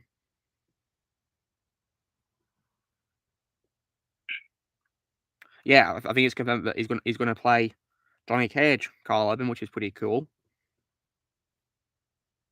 I mean, I can see why, because he's a great actor, isn't he? Yeah, I gotta go now, guys. All right, take care, Dom. Thanks for being here. Take care, Dom. Yeah, bye. Yeah, but when it comes to Johnny Cage, I think maybe Keanu Reeves could have been better. Probably, although I'd have wanted Keanu Reeves to play Kenshi in live action because Kenshi looks like Keanu Reeves. I guess that works too.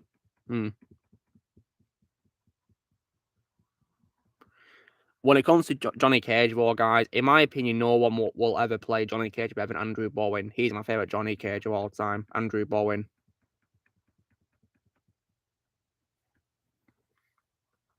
I've played the Arkham games, yeah, sure, great games. My favourite is Arkham City. In my opinion, the greatest DC game of all time, Arkham City.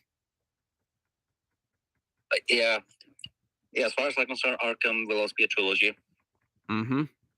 Nothing will or ever come after it. Hey, Luke, check no mic chat. I'm gonna send you something.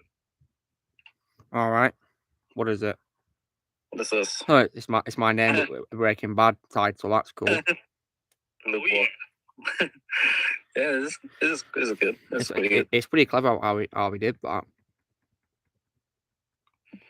I've not played Mass Effect yet, Sean, but I have the Legendary Edition of the old games. But I don't want to play Andromeda because I didn't hear good things about it. And Blaze told me that apparently it's not complete either, so there's that too.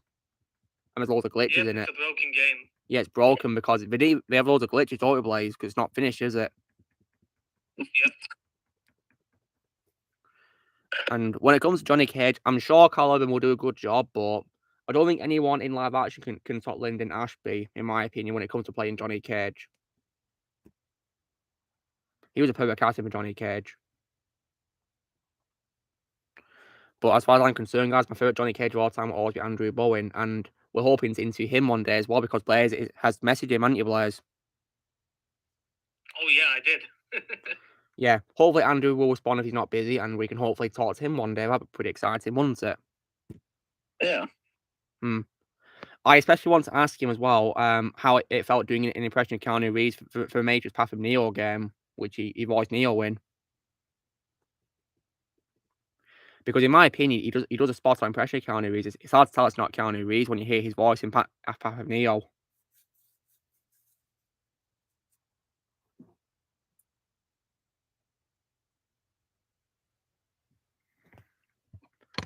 And when I do get a PlayStation 2, guys, in the future, Path of Neo is going to be one of my go-to games to play on it.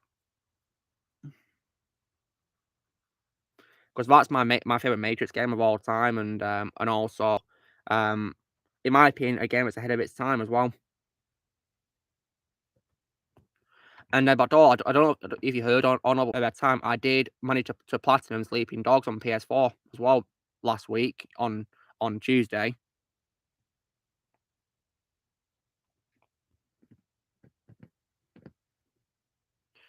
Yeah, I hope we do a sequel to Tintin. I'd love that. Please. But I'll only watch it if Spielberg comes back to the right. I hope he does get involved in it. I mean, I heard reports that Peter Jackson was going to direct it, so I mean, I can't say no to Peter Jackson. He's a legend. Yeah. Yeah.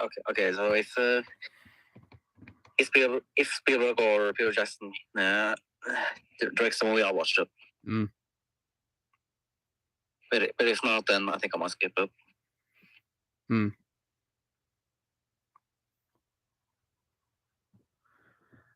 Unfortunately, though, guys, when it comes to this Mortal Kombat sequel, it turns out for some reason that character called Cole's coming back for some reason.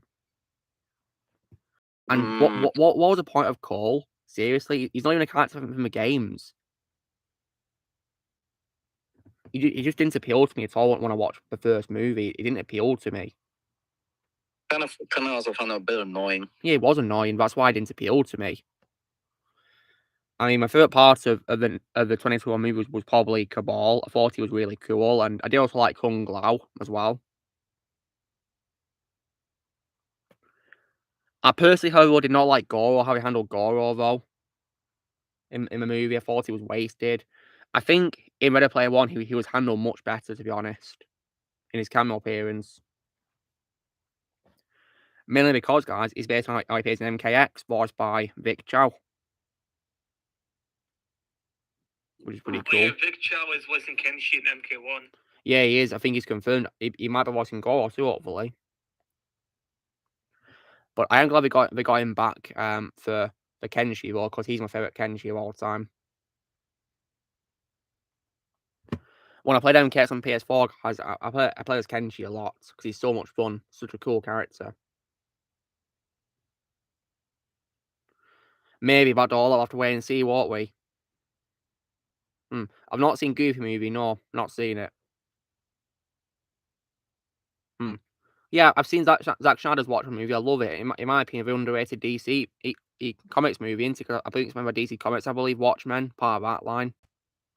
Sean, I don't take requests.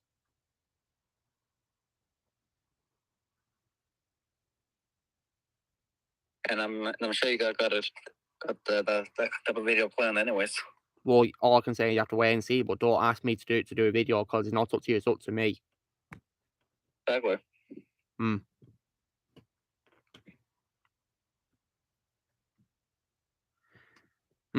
And but I don't remember asking you this or not, but I might ask you again. When you watched my video on why Mortal Kombat 995 did not need a sequel, what did you think of the first 6 minutes of the video? Before I went onto a topic of the video itself, the first 6 minutes of it.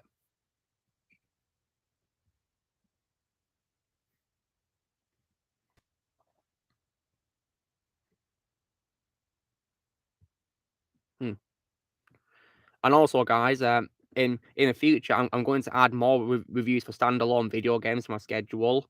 I will probably post for the Miles Morales game as well at one point. And I will, however, before be posting reviews for the Last of Us game and for Ghost of Tsushima as well. Oh, nice. Yeah. And of course, where I stand with Last of Us is only one video game alone. No sequel and no TV show based on it either, as far as I'm concerned. there's just one Last of Us game. There can only be one.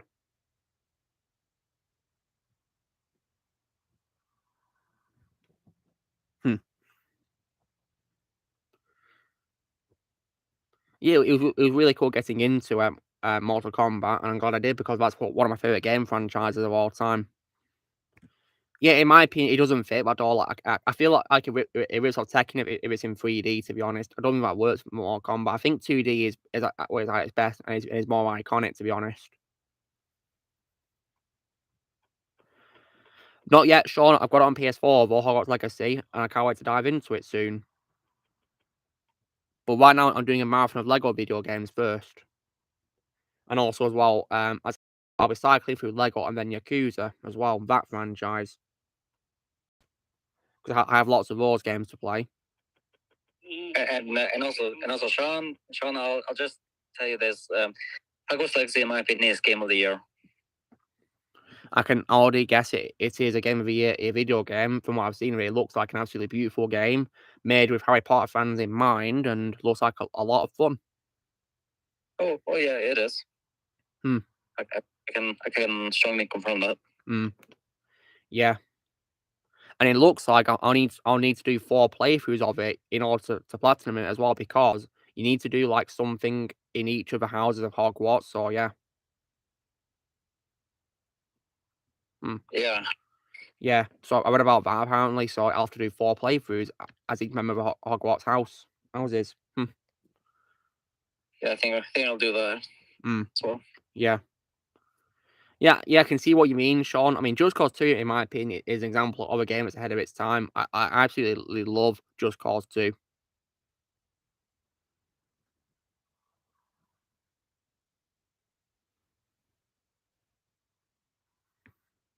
Hey, Felming. That's cool, Ozzy. So, is it no longer that Zelda game that you said you loved?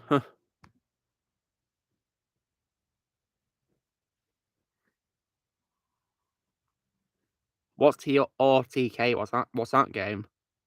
I think it's Tears of the Kingdom. Oh, you have a Zelda game.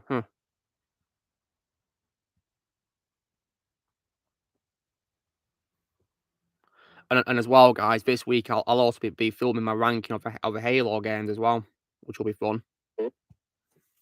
Yeah, Ozzy just confirmed that it's Tears of the Kingdom. So yeah, so Ozzy, how come you've changed your opinion now? Because I think I remember you saying it was your favorite game of the year at one point. So how come you've moved to Hogwarts Legacy now as your favorite game of the year?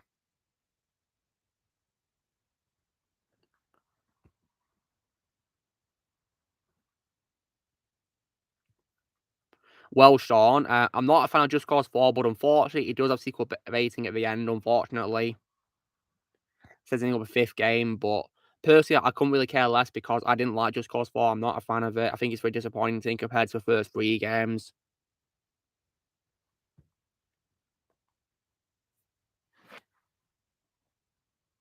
Yeah, I agree with that also. The combat in Hogwarts is pretty damn good. Well, I'll be sure to judge it for myself when I play the game eventually in the future. And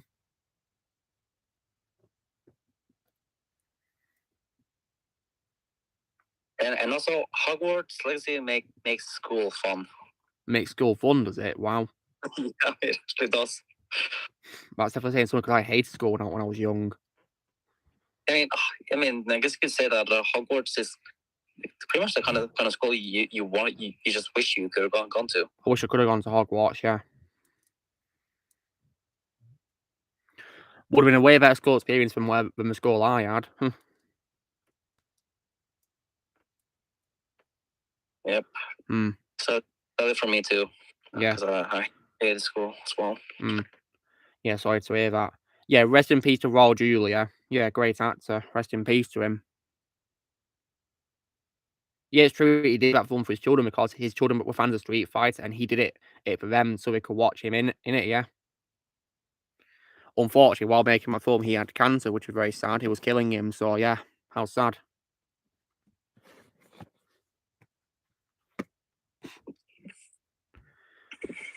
And if you guys have seen the live action Addams Family movies from the 90s, he's in those too as well. Which is pretty cool.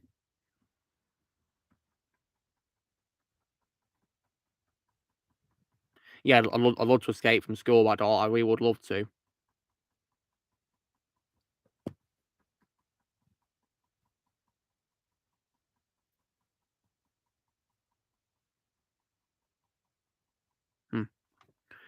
Yeah, because school sucked for me. I couldn't stand it. I hated every second of it.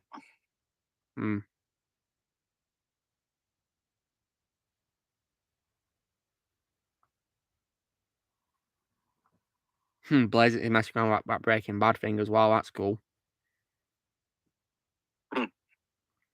The mum's been on mute for a very long time, hasn't he? Yeah. My guess is probably busy, or he's probably gone to sleep again. Yeah, me too, Knoxwave. I'd gladly go to Hogwarts instead. It was my dream school. And there's also another reason why I hated my secondary school in particular, guys, is because they don't care for you when you're sick at my school that I went to. They didn't care for you at all. They didn't send you home. They kept you in school when you were clearly sick. That is so stupid. Yeah. Like, people who were ill, like, they could have been really infectious. I mean, they could have passed on illness to a whole class, and they didn't care at all. Well, that was the teacher's own fault. Yeah, it's their fault indeed, yeah. Sean, I was talking Half-Life 2 earlier on the stream. I was talking about it. I was playing it a lot today, but it was quite rage-inducing because it doesn't have any objectives for what you need to do. It doesn't give you a clear path of what to do. So, yeah. But it is a fun game, though, nonetheless.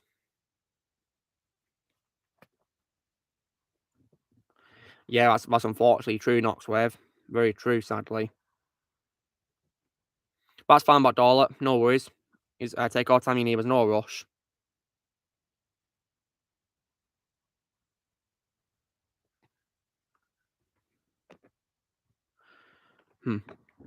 So yeah, thankfully my school days are over, which I'm happy about. Yeah, I'm happy about that too. Just glad I don't have to go to school anymore. Well, then again, unless I'm playing Hogwarts Legacy. Yeah, I'd rather go to Hogwarts, buy Hogwarts Legacy. I think Hogwarts Legacy might be the closest I can get to going to Hogwarts School. Yeah, it's basically like that. You can literally put yourself in the game. Pretty awesome. I mean, I have been to Harry Potter Stay in Watford on a trip. That was a lot of fun. And I've also, of course, been to a theme park in Florida as well, so there's that too. And of course, when I was a kid, I played Lego Harry Potter.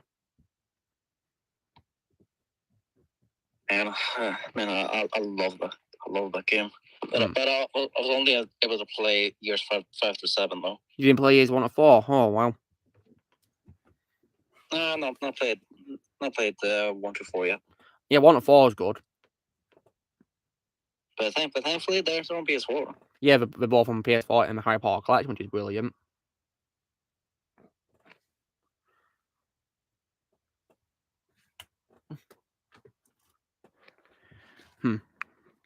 And thankfully, Ozzy, you quit school, didn't you, this year, didn't you? So, yeah, you're very lucky, aren't you, to have finished it, aren't you?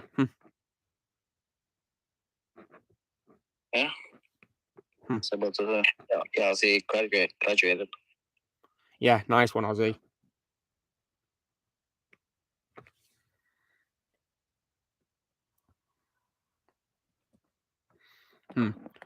And when it comes to the topic of video games, Shadow, do you reckon there's any old games which you've played which you think are ahead of their time?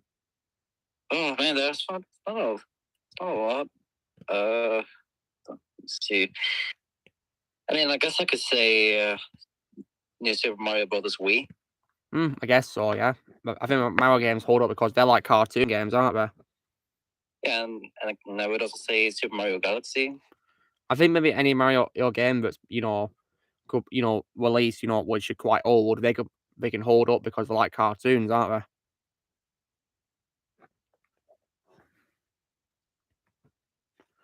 I think when it comes to other games, like one that I think also holds up very well and which I appreciate a lot after its horrendous PC release is probably The Last of Us.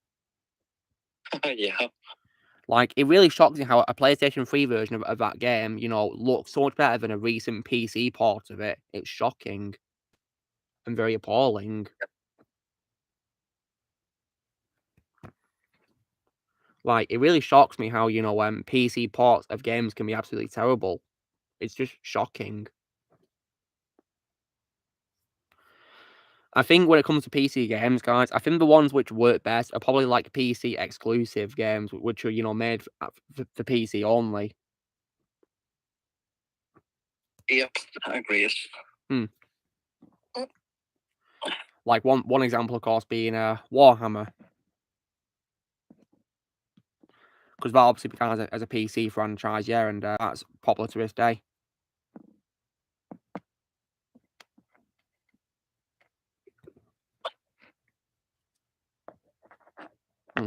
Do you, Ozzy? That's good. I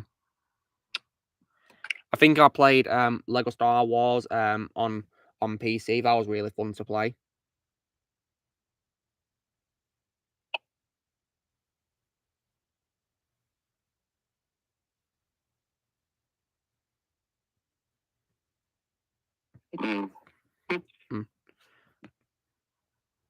I mean, because I've played, you know, the original version, which was just the prequels and all that, and then Lego Star Wars 2.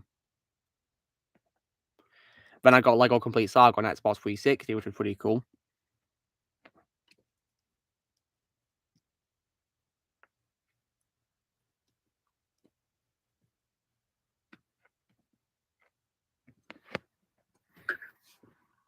Yeah, Lego's a game franchise I just love to play nowadays, but unfortunately, there are so much I refuse to play, though. Yep, so far there's only one that I'm never going to play. I can probably guess that's Lego Movie 2, isn't it? Yep. Yeah, I flat out refuse to play that game. There's no way we're going to play it at all. I mean, hell, Lego Worlds is better than that. Wow. And that's never saying something because Lego Movie 2 is literally a clone of Lego Worlds, isn't it? Yeah. Which I think was a pretty ridiculous move, really, to be honest. Shouldn't have made a game at all. I mean, I'm glad that Lego Skywalker Saga took the Lego games back to their old roots for the gameplay style, thankfully. Oh yeah. Wonder what the next Lego game will be. I mean, I'm hoping it might be a Lego Infinity Saga game. That'd be pretty cool, wouldn't it?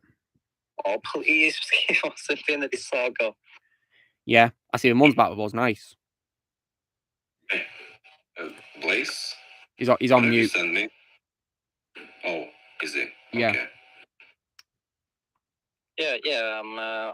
Ramon, you were on mute for quite a while there. Sorry.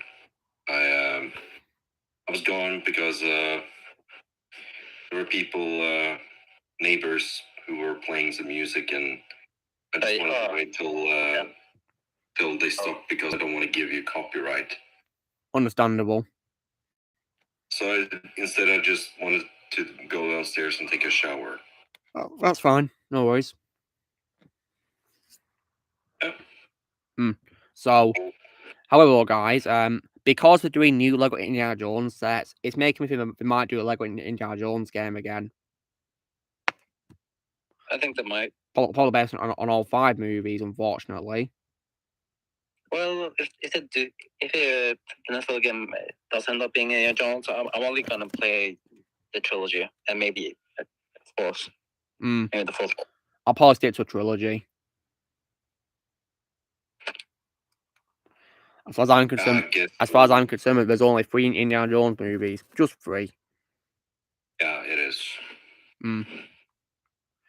And, I mean, good luck to anyone who wants to watch Dial of Destiny, but I'm not going to watch it. I refuse to watch it. I mean, my brother's going to be watching it with some friends, but also I wish him the best of luck as well. Yeah, I wish him best of luck. And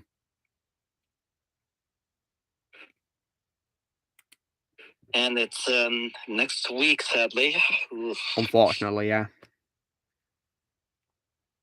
But instead of watching that, I'm gonna watch the 4 movies of my marathon. Yeah, I'm glad. I mean, This film looks so trash, I will gladly watch Kingdom over it any day. I mean, because while it's not that good of a movie, at least it knows it's trying to be an Indiana Jones movie, at least.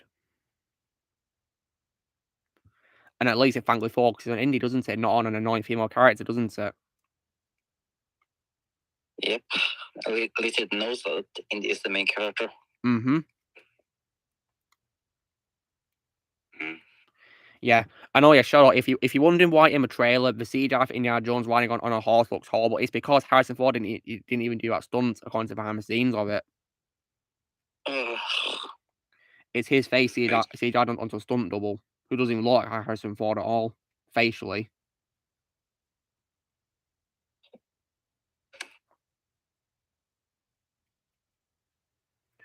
Yeah, I wouldn't even watch Star Destiny if I got to watch it for free. No chance.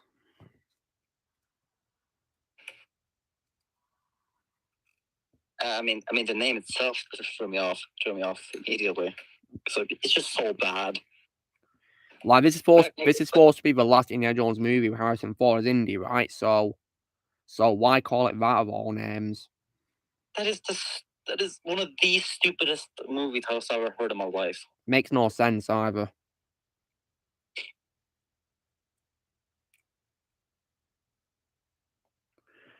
So yeah, and according to a film critic who's friends with geeks and gamers called Chris Gore, he said that apparently the female character in this Indy's goddaughter Helena is apparently insufferable throughout the whole movie. Oh god, it doesn't surprise me. Doesn't surprise me whatsoever. Yeah, especially because I hate Phoebe Waller-Bridge as well. I've never liked her. Yeah, me neither. Never. I mean, according to us guys as well, when he heard about what Chris Gore said, Chris Gore mentioned that apparently the first 20 minutes of it does feel like an Indiana Jones film because it's like a young Indy flashback with de-aging and all that. But then after that, of course, when Helena first appears, it's no longer an Indiana Jones movie. It's her movie. Man. They might as well call it Helena Dial of Destiny. More like Helena, the Diarrhea of Disney. Yeah, that's not actually much more interesting title than whatever the hell that title is. I will have a one day though, guys. Give a watch of the Young Indiana Jones Chronicles show though. Yeah. I'll do it for. Yeah, I'm gonna watch that show as well. Yeah, because, it's got a great cast. It has Harrison Ford in it. It has Carrie Fisher as a writer. Mm-hmm. There's tons of guest stars in it as well, which is pretty cool. Many of them that intrigue me, like for example, you have Palpatine and Salty McDermott in it, for example. And of course, Tim Burton's Batman Alfred, Michael Goff, he's in it as well, which is pretty cool.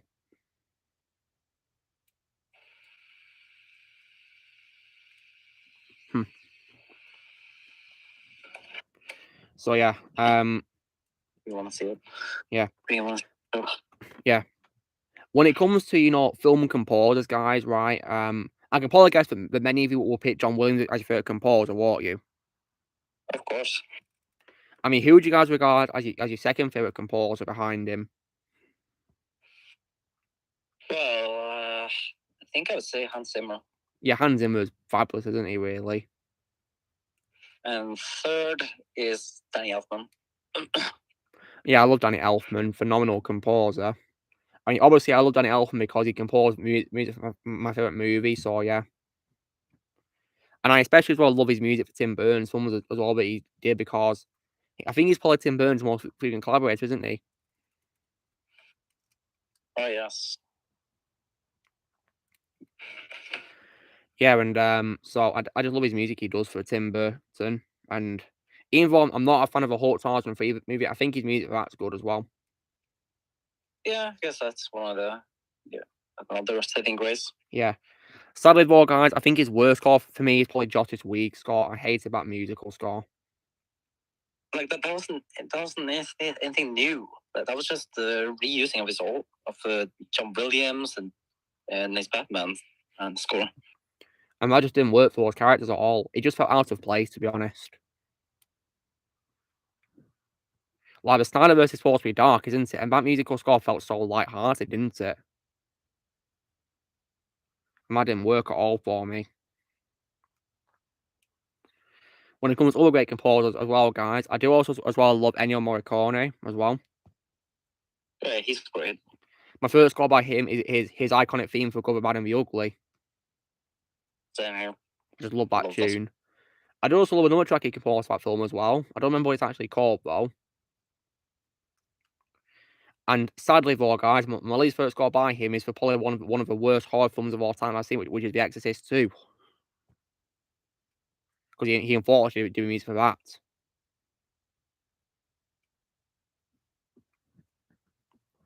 Yeah. I did have a lovely score for John Carpenter's The Thing, though. That was definitely pretty scary music. And I also love his musical score for the crime film called Once Upon a Time in America as well, if you guys have seen that. No. I'd recommend it. It's very long though, guys. It's like nearly 4 hours long. Depending on which version you watch.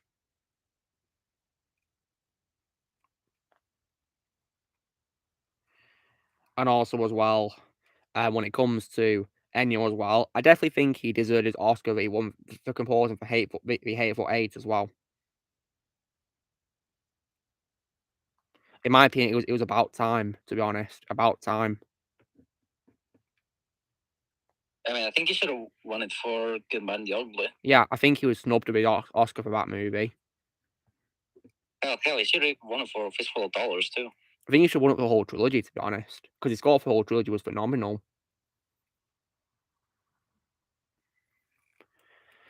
And have any of you guys seen the Oscar ceremony where he won the Oscar? No.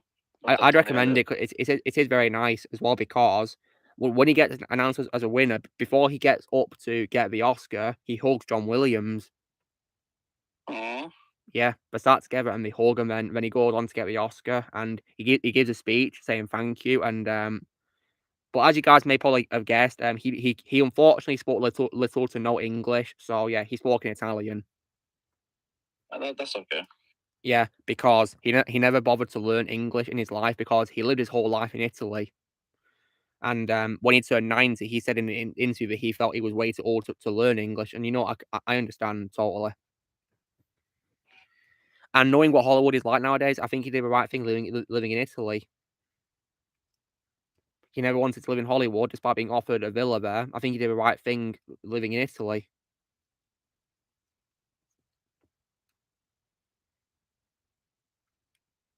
Yeah.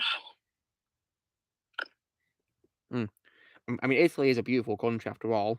I mean, yeah, there's absolutely no way I would ever live in Hollywood if I was offered the chance. I refuse. I refuse. I'd rather live in Florida, to be honest.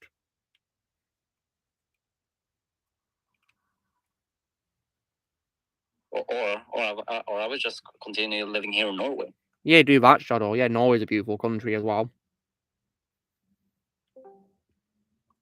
Ozzy's back. He's probably going to be on mute, because he's with his friend, isn't he? Or his brother, isn't he? At his friend's house. Yeah, that's fine. Yeah, he's good. Totally fine. Yeah, so Ozzy, if you want to talk to you can do it on no mic chat, yeah?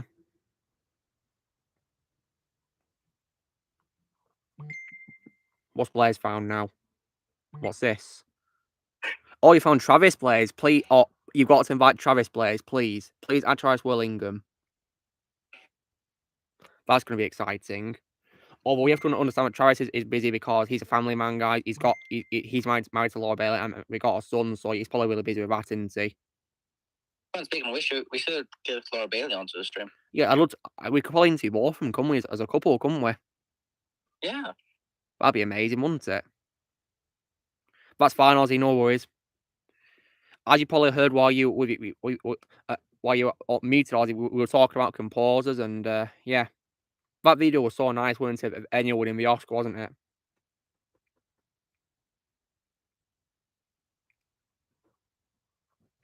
And I think the music industry lost a legend when he passed away a few years ago. So yeah, rest in peace, Ennio. Yeah, and then sadly, we got to face real life soon that soon John Williams is going to leave this world. Yeah, well, I hope he lives a great life.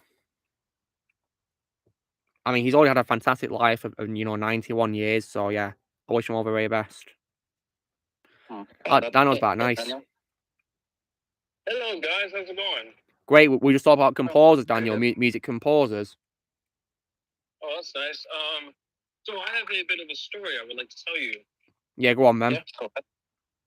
So, as you guys probably remember, I was on my way to getting my free flu shot, and I was passing by one of my cinemas by my house that was closed down for a while before it reopened. And while I was getting my flu shot, I wasn't happy with the fact that I had to wait for a little bit, but while I was waiting, they were playing a movie in Spanish, but they had English subtitles, which is really good, being that I was in a Latino area, so there was a lot of Spanish-speaking people over there. And so while I was waiting to get my flu shot, I was able to watch 90% of a film that, unfortunately, I would not give a recommendation to, which is heartbreaking given the cast and crew, but that's just what I saw. And what film was this, Daniel? Which movie is this? Well, before I tell you this, let me just state that 1995 was a really, really bad year for Sylvester Stallone because he had back-to-back misfires. One of them was Judge Dredd, and the other one I think I'm not about to mention. Wait. I think I know which movie. Was it Judge Dredd? Yeah, I just said Judge Dredd, but there's also another one. And what's the other one? Well, it's directed by Richard Donner, starring Sylvester Stallone and Antonio Banderas, and written by one of the Wachowskis. I don't think I've seen that. It is something called Assassins. I've not seen that. Yeah, I watched 90% of it with English subtitles since all the characters were in Spanish dubbing, and I did not like it at all, which is heartbreaking because it was a Richard Donner production, but it's just so disappointing the way things turned out. Oh dear. Yeah. Now, maybe I'm in the minority. Maybe if you guys decided to check out Assassins, you guys might like it, but I didn't care for it. Okay, that's all. That's all right.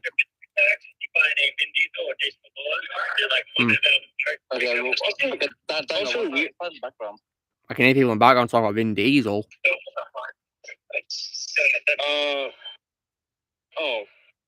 That's my brother's in line for Costco getting some food. Oh, okay. Let's see. By the way, he's not getting pizza; he's getting a hot dog. Oh, nice. Hot dogs. Oh. Very nice. Yeah, Costco's very busy right now. I'll tell you guys that. I can imagine, yeah. So, you guys were talking about film composers, right? Yeah, we were. We were talking about our favorites besides, of course, legendary John Williams. Daniel, I think you mentioned one of my old streams. Is John Williams still your favorite composer to this day, Daniel? Yeah, and I believe it's very hard to top John Williams. Yeah, it is indeed. Yeah, I mean, who would you say is your second favorite composer after John Williams, Daniel? You ask me on a weekday, I will say James Horner. If you ask me on a weekend, I will say Hans Zimmer. Okay, cool. So today, of course, being Saturday, you'll pick Hans Zimmer then. Yes, I would say Hans Zimmer. Great choice. Yeah, he's a phenomenal composer. On like a ranking of composers, Daniel, where would you put Ennio Morricone? Wait, who? Ennio Morricone. Ennio Morricone. Oh, I would put him in the top 10 easy. Yeah, I mean, Daniel, what would you say is your favorite score by Ennio Morricone? I think my least favorite of his would have to be, well, from Exorcist 2, I believe. Yeah, that's my least favorite by him, unfortunately. I think it would either have to be.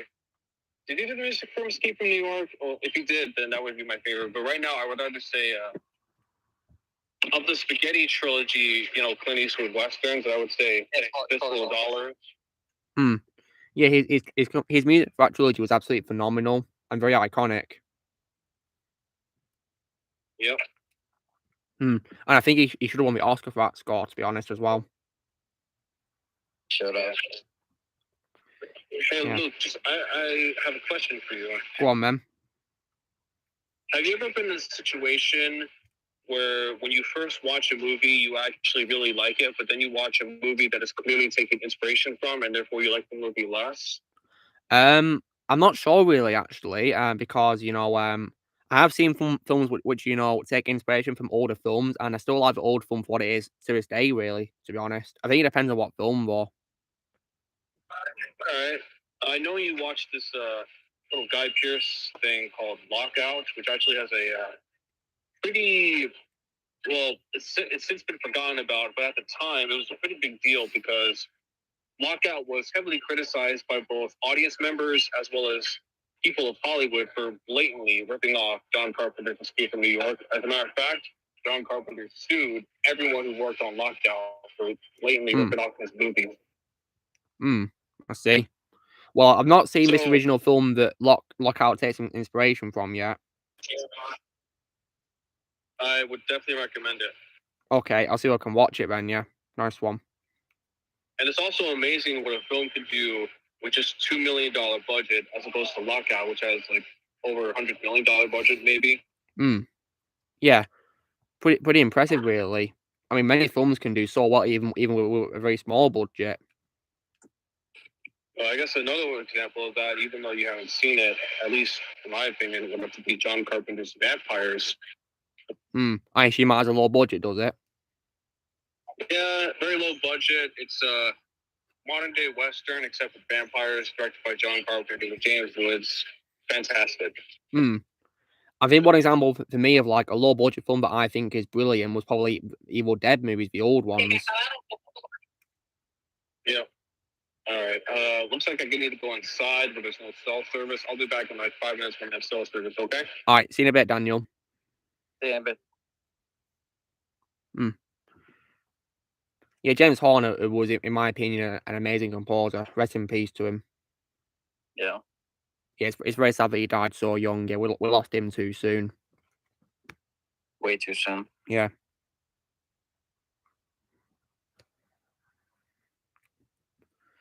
Yeah, it's very impressive how Evil Dead had such a low budget and it looks amazing to this day, in present day. Very impressive. Yeah, and I'm still very excited to watch that franchise soon. Yeah, do Shadow. When you get an Apple TV, yeah, definitely give it a watch. In for a treat. Yeah, I actually downloaded it today, actually. Well, you're definitely in for a treat when you plan to check it out. Yeah, starting next week, and let's see if I can get into more franchises. Yeah, good idea. Yeah, go for it. I mean, I'll be starting, of course, because tomorrow I'll be watching The Fly. Yeah, that's my second favorite role, Jeff Goldblum. Second favorite. Wow, that's cool. I mean, would you say that would you say that would you say that in this he was better in Independence Day, Shadow? Yeah, a little bit. A little bit better.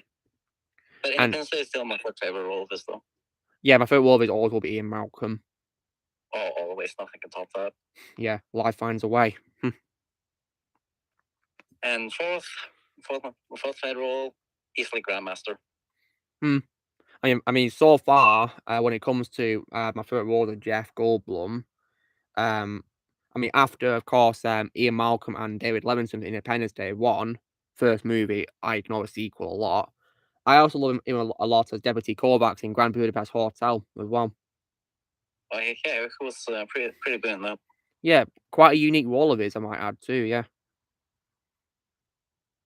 I gotta say, but the way Willem Dafoe's character kills involved was definitely pretty dark, well, goodness me.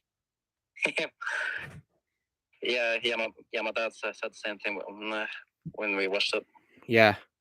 And that film is a masterpiece. It was probably my favorite Wes Anderson film. I'd recommend Citadel Knox, so it's a good show, Citadel.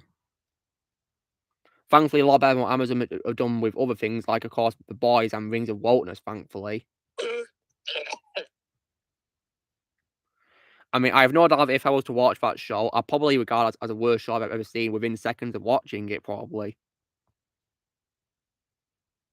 Yeah, Rings of Power, absolutely. Yeah. I mean, Shadow, would you say that you hated it seconds into watching it? Oh yeah, it was beyond trash. Beyond trash. Wow. Like, were you watching it thinking, like, what the hell is this? Yeah. Well, I can't say I blame you at all. Yeah, I was literally like, when Ozzy asked, what is this acting crap?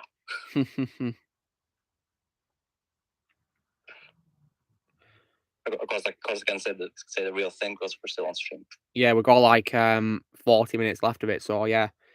When it comes, of course, to, you know, Amazon, though, yeah, I have no doubt that I'll probably regard Wings One as the worst show I've seen if I was to watch it, but so far, guys, the worst show I've ever seen is the Halo show. I hated it. And also, guys, when I do a ranking video of the Halo games, I will make a brief show of hate for the show at one point.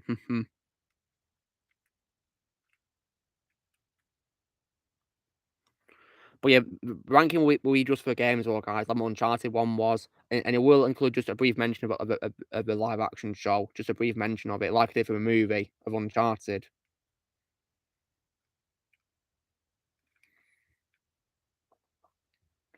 And then after I do that ranking, I'll also as well rank the Gears of War games too, which will be a lot of fun. Because I really love Gears of War.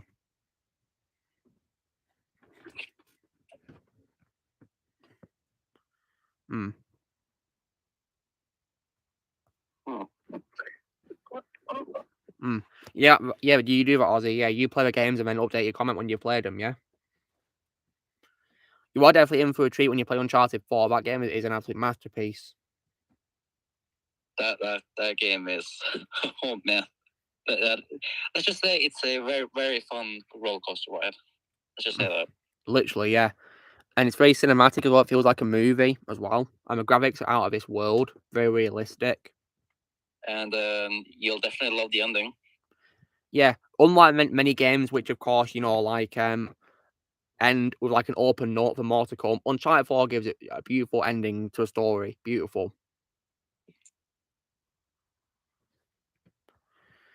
But they did how I do that spin-off or, you know, Lost Legacy though.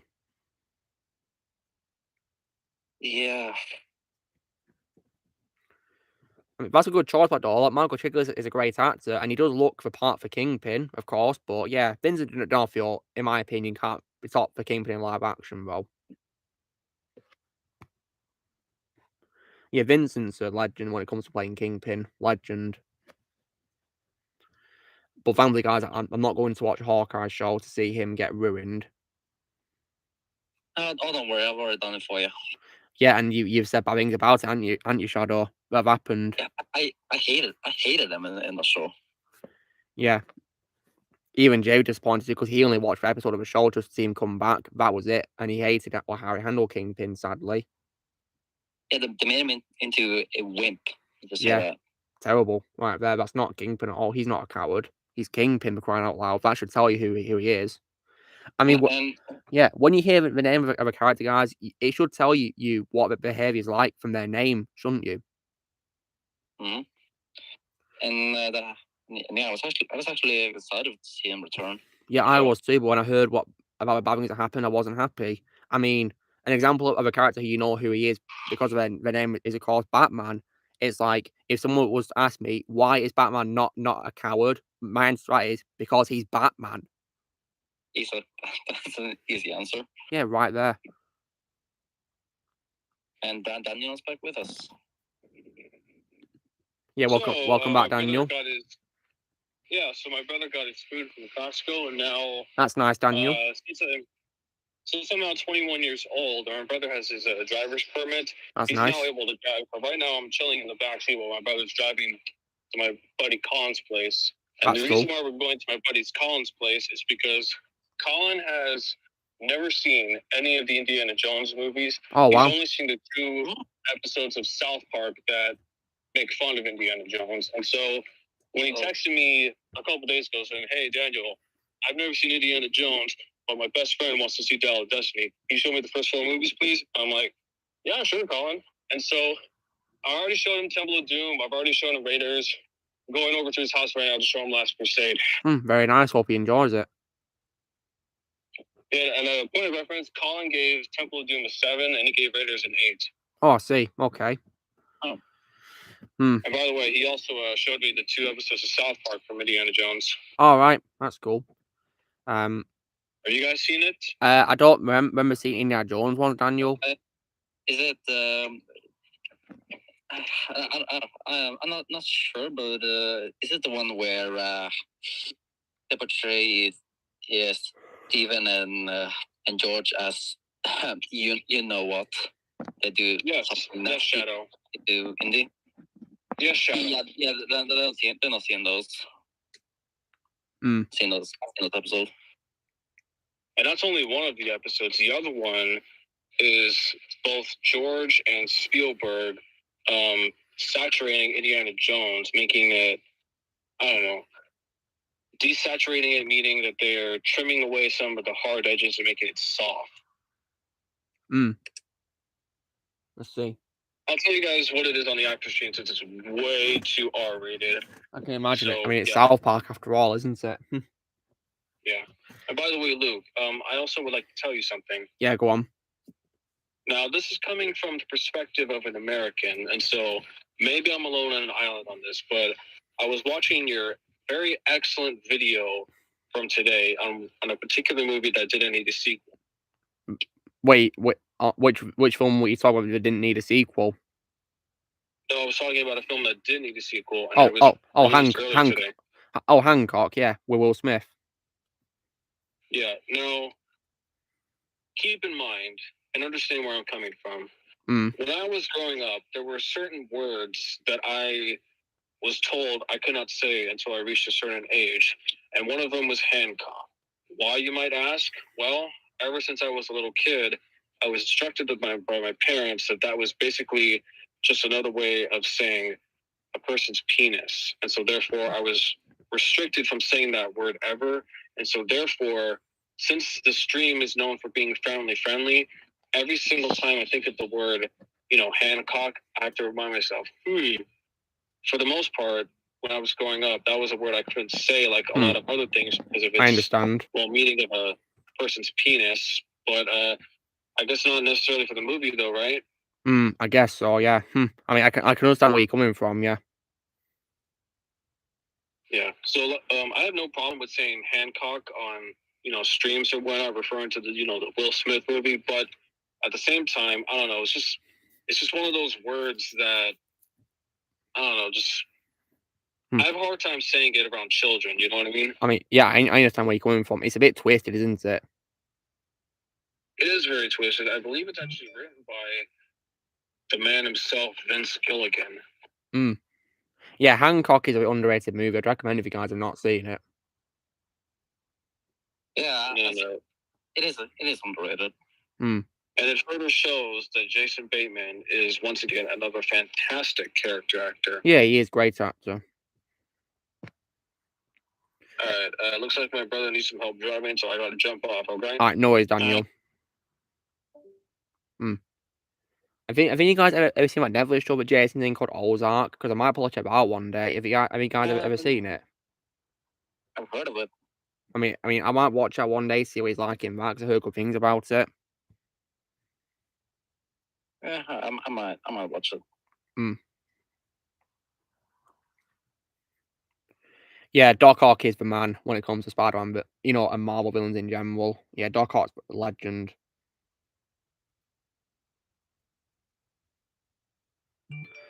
So when it comes, of course, to Stan Lee as well, how of course he said that his favorite Spider-Man villain is Doc Ock, which is pretty cool and all that.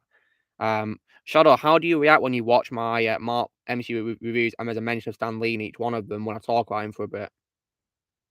I always love that. Yeah, I mean, I can't ignore Stan Lee at all. Can't do that. No, you just can't. He's a legend. He's the creator of Marvel, for God's sake. Without him, we wouldn't have many of his iconic characters.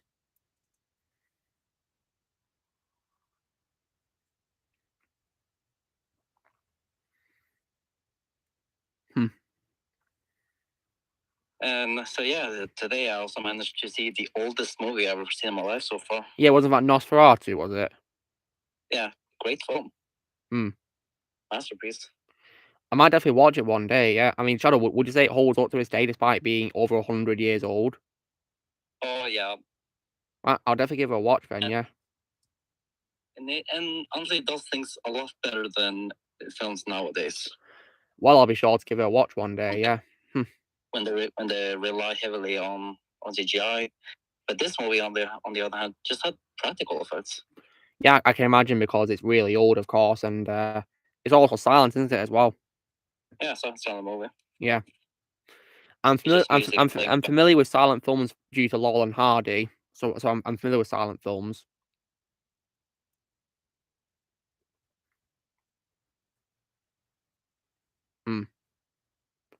Blazer, I've not seen Metastasis yet, so I'll say Morbius for that. Yeah, I'll say Morbius. Because I heard that apparently Metastasis is like a really low budget remake of Breaking Bad released in South America, and it's in Spanish as well. Yep, it is. But I'm not interested in watching it. I'll watch the real Breaking Bad.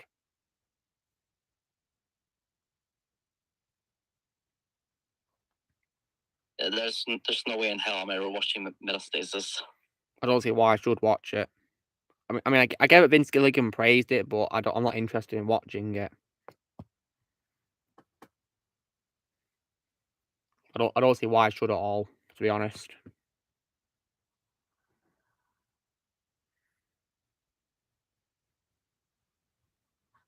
Ozzy's going to come out later. That's fine, Ozzy. No worries. Got like half an hour left to stream. It's been fun so far. Blaze, what are you up to with the next read up we're done?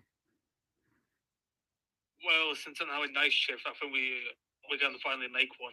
Oh, that's good. So, when do you plan to release the next up then? Only after Richard Epco. After the Richard Epco. That's nice.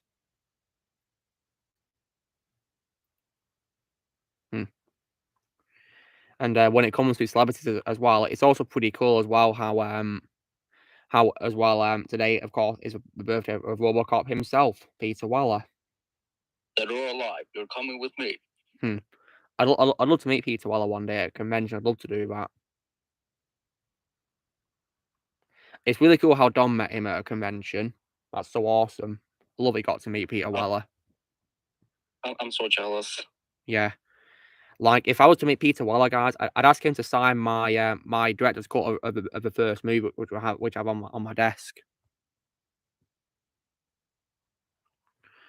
I'll also show him my NECA figure. I have a Robocop as well, my ultimate figure of him as well. I'll show him that as well. Yeah, I can't believe Alan Knox with Arkham Knight is very timeless in my opinion. That game is also a massive example for me of a game that's ahead of its time because it holds up fantastically to this day. You won't believe it's 2015.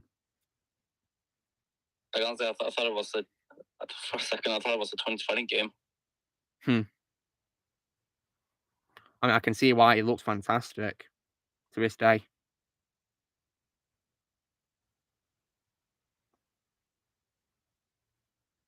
And out of the Arkham series, those will be the only 3 games I'll ever play. Not gonna play Gotham Knights. Ugh. I mean, thankfully, Gotham Knights isn't even connected to the Arkham games. Thankfully, that's like a different thing, isn't it? And I am never going to play Suicide Squad. Yeah, probably for the best because it doesn't look good from the gameplay I've seen of it. It looks embarrassing. Like, I don't get why they can't just use the same thing they use with Arkham Knight for this. It's pretty shocking, really.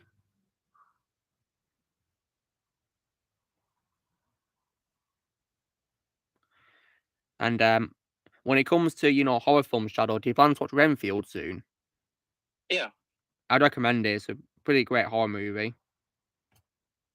Speaking of which, I want to see it with it is on any streaming platforms now. Hopefully, it might be.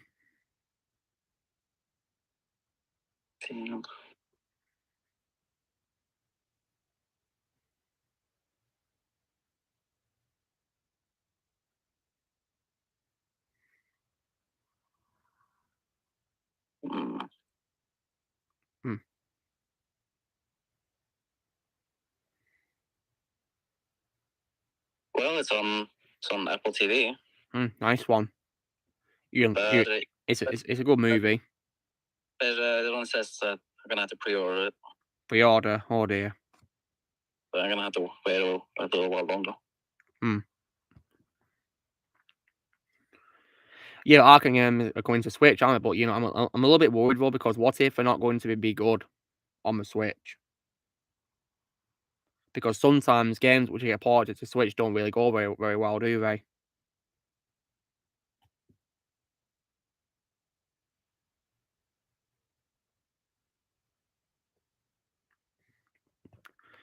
And speaking of games, guys, as well, because I lost respect for Rockstar, I also sold GTA 5 and Red Dead Redemption 2, both Xbox One versions of those today as well, and I got 20 quid for them, which made me able to get my Ultron figure. Oh. Nice. Yep, so got those, and yeah, I'm happy that I got Ultron from selling them. I mean, I lost respect for Rockstar after they shut off the online servers for, the PS3 and Xbox 360 players, and also about how they keep making far too much DLC for GTA Online, and they won't do GTA 6's release anytime soon. So yeah, because when you think about it, there are many players who still play on the 7th generation of consoles for GTA 5, Because many players love the all but gold consoles, don't they? All but gold.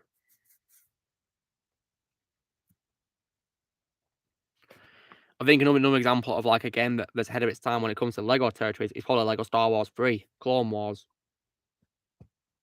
Yeah, that will always be my favorite Lego Star Wars game. I mean, when you look at it, right, it's very impressive what they're able to do with it. And I love how the whole board is basically an ongoing battle. You feel like you're in the middle of a battle. It's brilliant. Yeah, I love that. And there's lots of great characters you can play as from both the show and from the movies as well when you unlock them as special characters. It's pretty cool. And I love that Galen Marek is also there too. Yeah, Starkiller, yeah. Love that. My favourite was Sam Witwer right there, yeah. Amazing performance. I mean, Shadow, have you played the Force Unleashed games? I think I played a little bit of the first game. Well, you definitely love the rest of them. And yeah, it was definitely very good. Yeah. Sam Witwer gives a phenomenal performance as Starkiller in the games. Phenomenal performance. And I'm definitely looking forward to checking him out as Deacon in the Days Gone video game, the PS4. And also, guys, Sam Witwer also recently earned my respect when he shared his true thoughts on The Last Jedi, when he criticised how everyone portrayed Luke. And did he call the movie garbage? He said he's not a fan of it, Shadow. Let's put it like that. Well, that's great. I mean, who is a fan of that film? Seriously. That movie's a travesty. Yeah, it absolutely sucks. Worst Star Wars movie of all time, in my opinion. Horrible movie. Massive disgrace. And Shadow, you'll also be pleased to know that because of that horrible movie, Az refuses to watch Rise of Skywalker. He's doing himself a favor. Mm-hmm. Yeah, he did like a quote tweet on Geeks Games' post saying that the film was released like, I think it was like 3 years today it was released. Az quote tweeted that tweet saying, "Never seen it, never will." He's doing the right thing, and I know you saw it as well, Shadow, but did any of you guys see that video of his where he nearly saw the Little Mermaid remake, but he walked out before he could buy a ticket? That was so funny. I think I'd have done the same thing if I was Az. And speaking of us, I also saw Transformers Rise of the Beast rant. Yeah, I see that he thought it was garbage. I mean, I respect him. I can see why he didn't like it, but I personally loved it. Yeah, I disagree with him, but still, I respect all of his opinions. I mean, I do agree on how the film portrayed Wheeljack, but I didn't really like Wheeljack in the film, though. I didn't like Wheeljack, to be honest. And yeah, I'm not going to spoil it though for any guys who've not seen it, but I personally didn't like Wheeljack, and the film does something pretty bad in the story, which I personally didn't like with regards to one of the Transformers. Yeah. I'm not going to spoil it though. Oh, yeah. But what I will say is that thankfully it does get undone towards the end, though. Thankfully. So another thing I agree with us on was that the humans are just I mean, some of them are fine. I mean, they're better than Bayformers humans, who are insufferable, majority of them. But they were fine, though.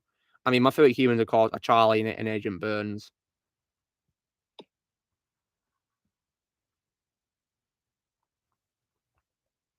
And if we're talking about a G1 show, also Spike as well. Spike and Sparkplug. Yeah, I just wish we had more good human characters in these movies. Yeah, hopefully we will in this third film that they're apparently doing as well. And also, and despite hating the film, at least has also praised Peter Cullen as well, thankfully. Yeah. I mean, who would possibly hate Peter Cullen, the legend? Yeah, who can ever hate Peter Cullen? Yeah, my favourite voice actor of all time, right there. There's no way I'm ever going to criticise Peter Cullen or badmouth him or no way. And he's also the actor I want to meet the most, guys, when it comes to meeting voice actors. He's my go-to voice actor the most.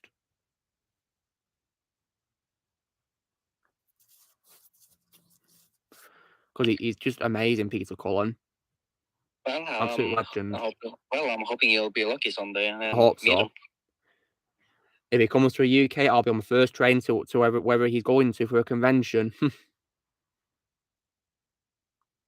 Because I don't plan to go to New York for any convention related stuff, guys. Because I can't do it. I just can't. I can't go to America or Canada for any conventions. I just can't do it. I'd only go for a more serious occasion, though. More serious. Yeah, I understand that. Yeah. I mean, hopefully many actors who are based all over the world will come to the UK, of course. And we'll really look maybe even to Norway as well for you, Shadow.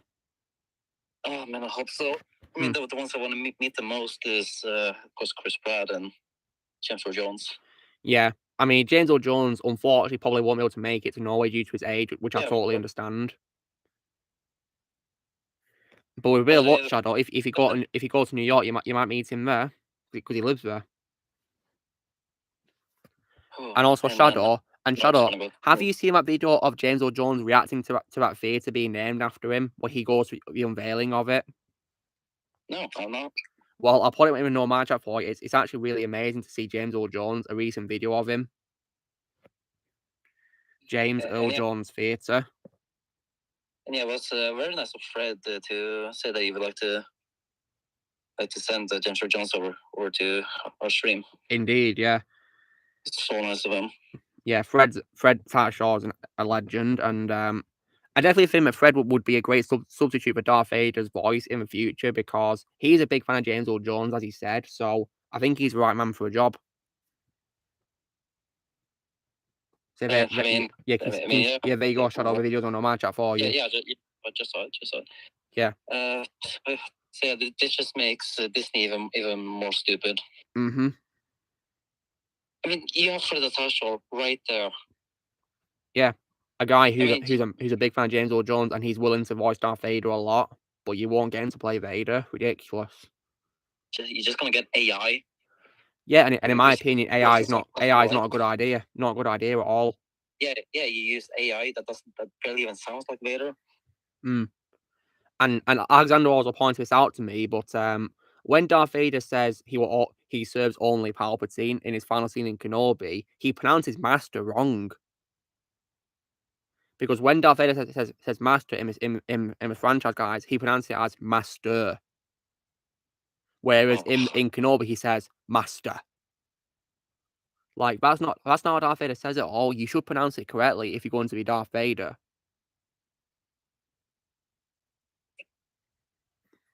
Then again, though, I think that scene as a whole is also a joke as well, to be honest. It's hard Kenobi show's a joke. And also as well, I'm not surprised about it looking so cheap in terms of the visuals because it's also the low budget as well. I mean, Shadow, when you watch the first 2 episodes of it, which is what you last did, would you say the visuals look pretty cheap? They look like crap.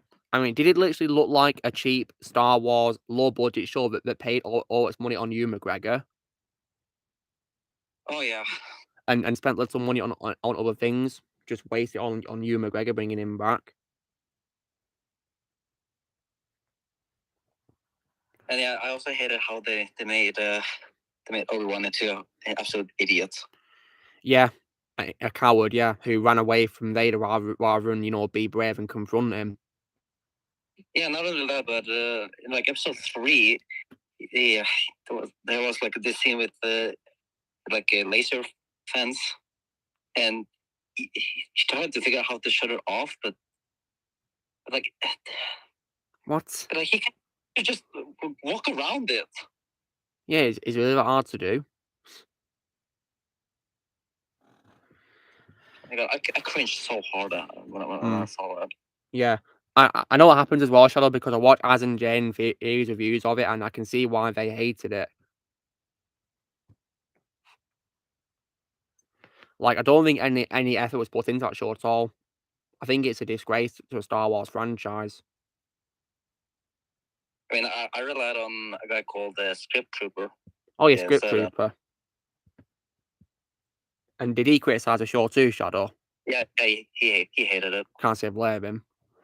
And also he hated Mandalorian 3 too, which also well, reviews on.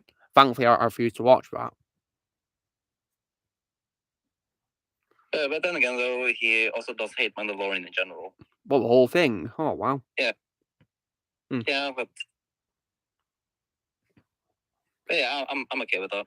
I mean, that's his opinion.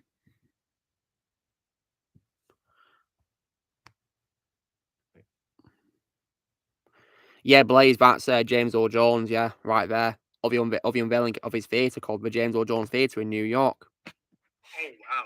Named after him, yeah. And this was also last year too, so it's a very recent video of James Earl Jones. All I can say is I hope he's well. Yeah, hope he's doing okay. Yeah, absolute legend James Earl Jones is.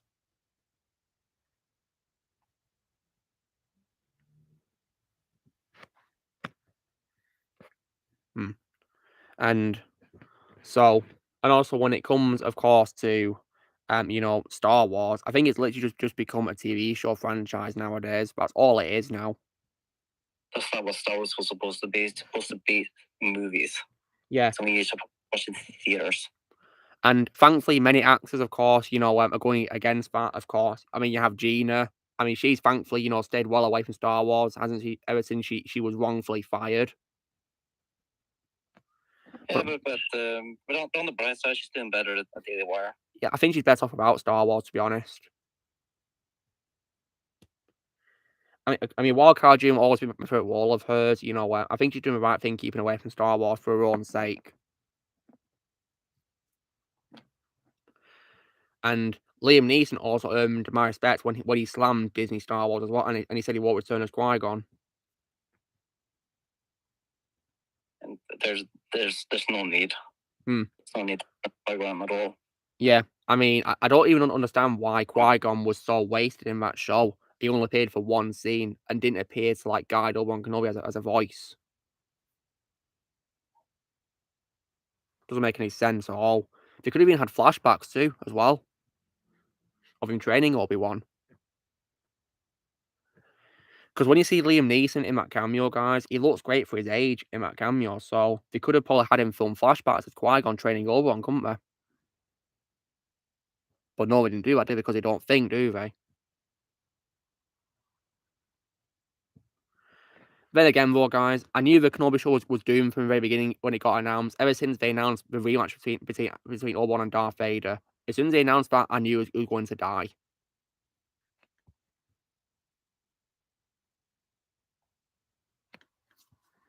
Yeah, because George. Didn't George himself that the Vader and Obi-Wan meet again until the Death Star? Yeah, I think he made it perfectly clear, but Disney won't listen to him, will they? Which is very unfortunate. But yeah, I'm never gonna count Obi-Wan as canon. To me, it's just fan fiction trash. The only thing about it I'll add as canon is just Obi-Wan having a nightmare. Yeah, it's just a nightmare that's not real.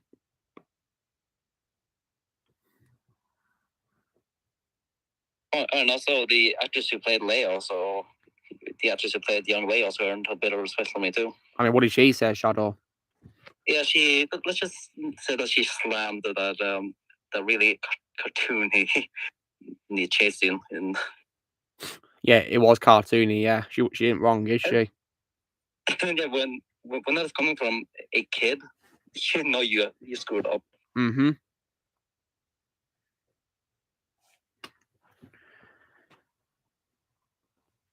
Yeah. Like, oh my god, that chase scene on Alderaan was one of the dumbest scenes I've ever seen in my life.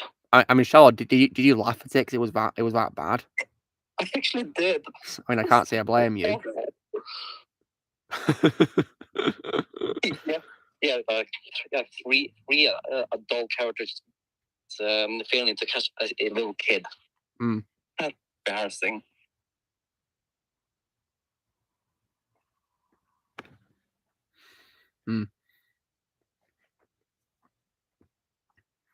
And when it comes as well to interviews, guys, as well as voice actors, I would also love to interview YouTubers as well. That'd be pretty cool, wouldn't it? Yeah, I would very much like to talk to Az. Yeah, I'd love to reach out to Az one day. I mean, he's really busy with his channel and all that, so I'm not sure when he's free or not, but yeah, we'll see what he says. Yeah, and of course, Ryan Kino would be awesome. Gothic Therapy.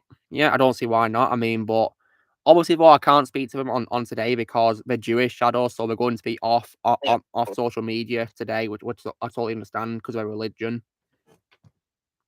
Yeah, that's all right. I mean, I don't know how it works because I'm not religious, but apparently they have like a thing in the religion where they've got to like be off social media for a day for a religious reason or something.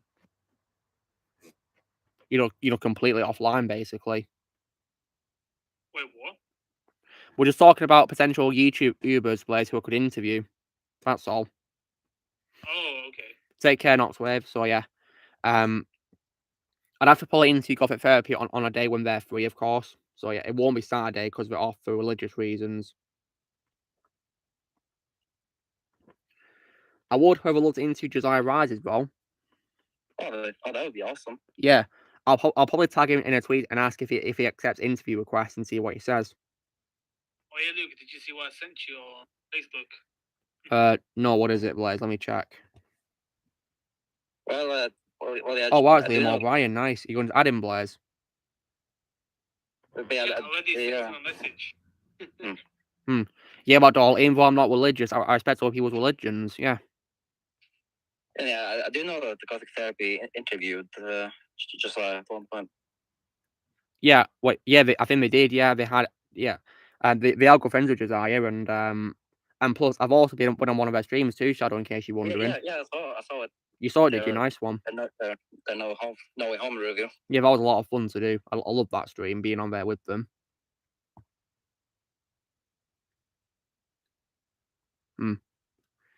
Yeah, and I also love that, and I also love that they once tagged you in one of their synopsises. Yeah, they did it on my birthday, which I really loved. I mean, they don't celebrate Christmas, guys. They wish everyone Merry Christmas and they wish me happy birthday, so that made me really happy.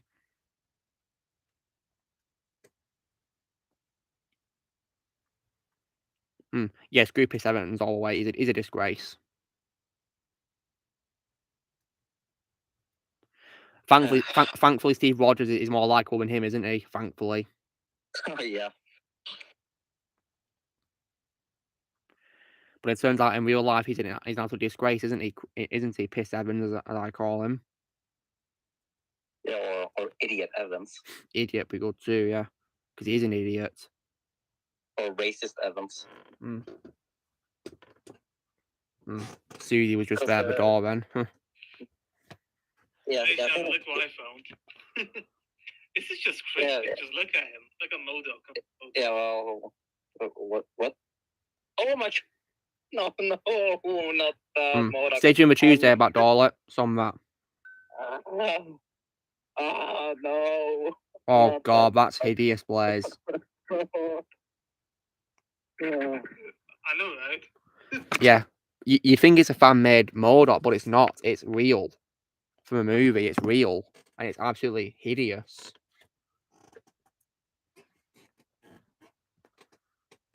My goodness me.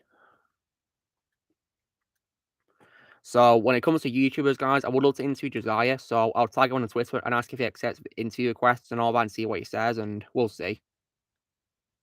I mean, because he is very active on Twitter, guys, and he seems to like my responses to him when he tweets and all that, so we'll see.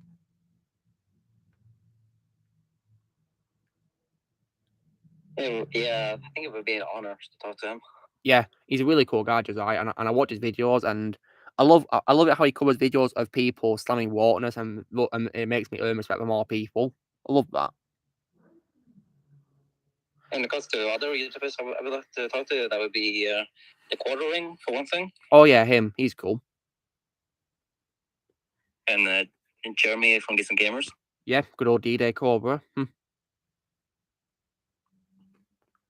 Yeah, it depends how busy they are, really, doesn't it? So yeah, we'll see. Yeah, I mean, I'm sure the Quartering is very busy. Yeah, he's very busy. Yeah. My favorite Hulk villain so far is Abomination, Backdoor. Yeah. Out of those two, yeah. Because I'm not that familiar with Leader, to be honest.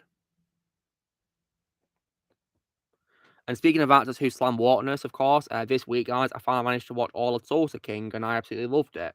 Can't recommend it enough if you want to see a great show. I've seen the pronoun scene. Yeah, that scene is just brilliant. How he slams it.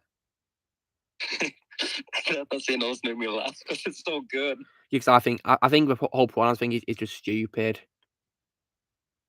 But yeah, that show is amazing. I'd recommend if you guys want to see something. Yeah, it's an amazing show. I mean, I've even seen clips of actual trans people with slamming the whole pronoun thing. Good, yeah. And we have my respect for some of that. Hey, Connor, nice to see you here. Like, when people who are trans slam that, you know that pronouns are bad, don't you? Yeah, you know it's made up. Mm-hmm.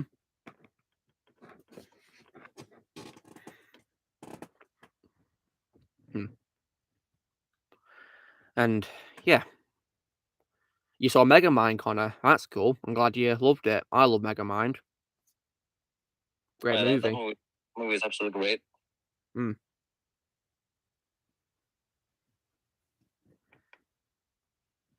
Yeah, well, one of DreamWorks' best films. Most definitely, yeah. Amazing movie. Pretty funny as well. And it's one of those films which, it focuses on a bad guy, and it does a great job at it. Yeah, I love that. The movie takes the bad guy and makes him go through a redemption arc. Yeah, it's really good how it does that. Yeah, it does a good job with it. Written very well. And it pays homage to, DC films as well, DC Comics, which is pretty cool. I do love that as well. Pretty cool. Yeah, like Superman, Batman. Lex Luthor as well, which is pretty cool. And I think maybe Brainiac. I guess so, yeah. I mean, Mega Man is quite similar to Brainiac, isn't he? Only he's blue, isn't he? Whereas Brainiac's green, isn't he?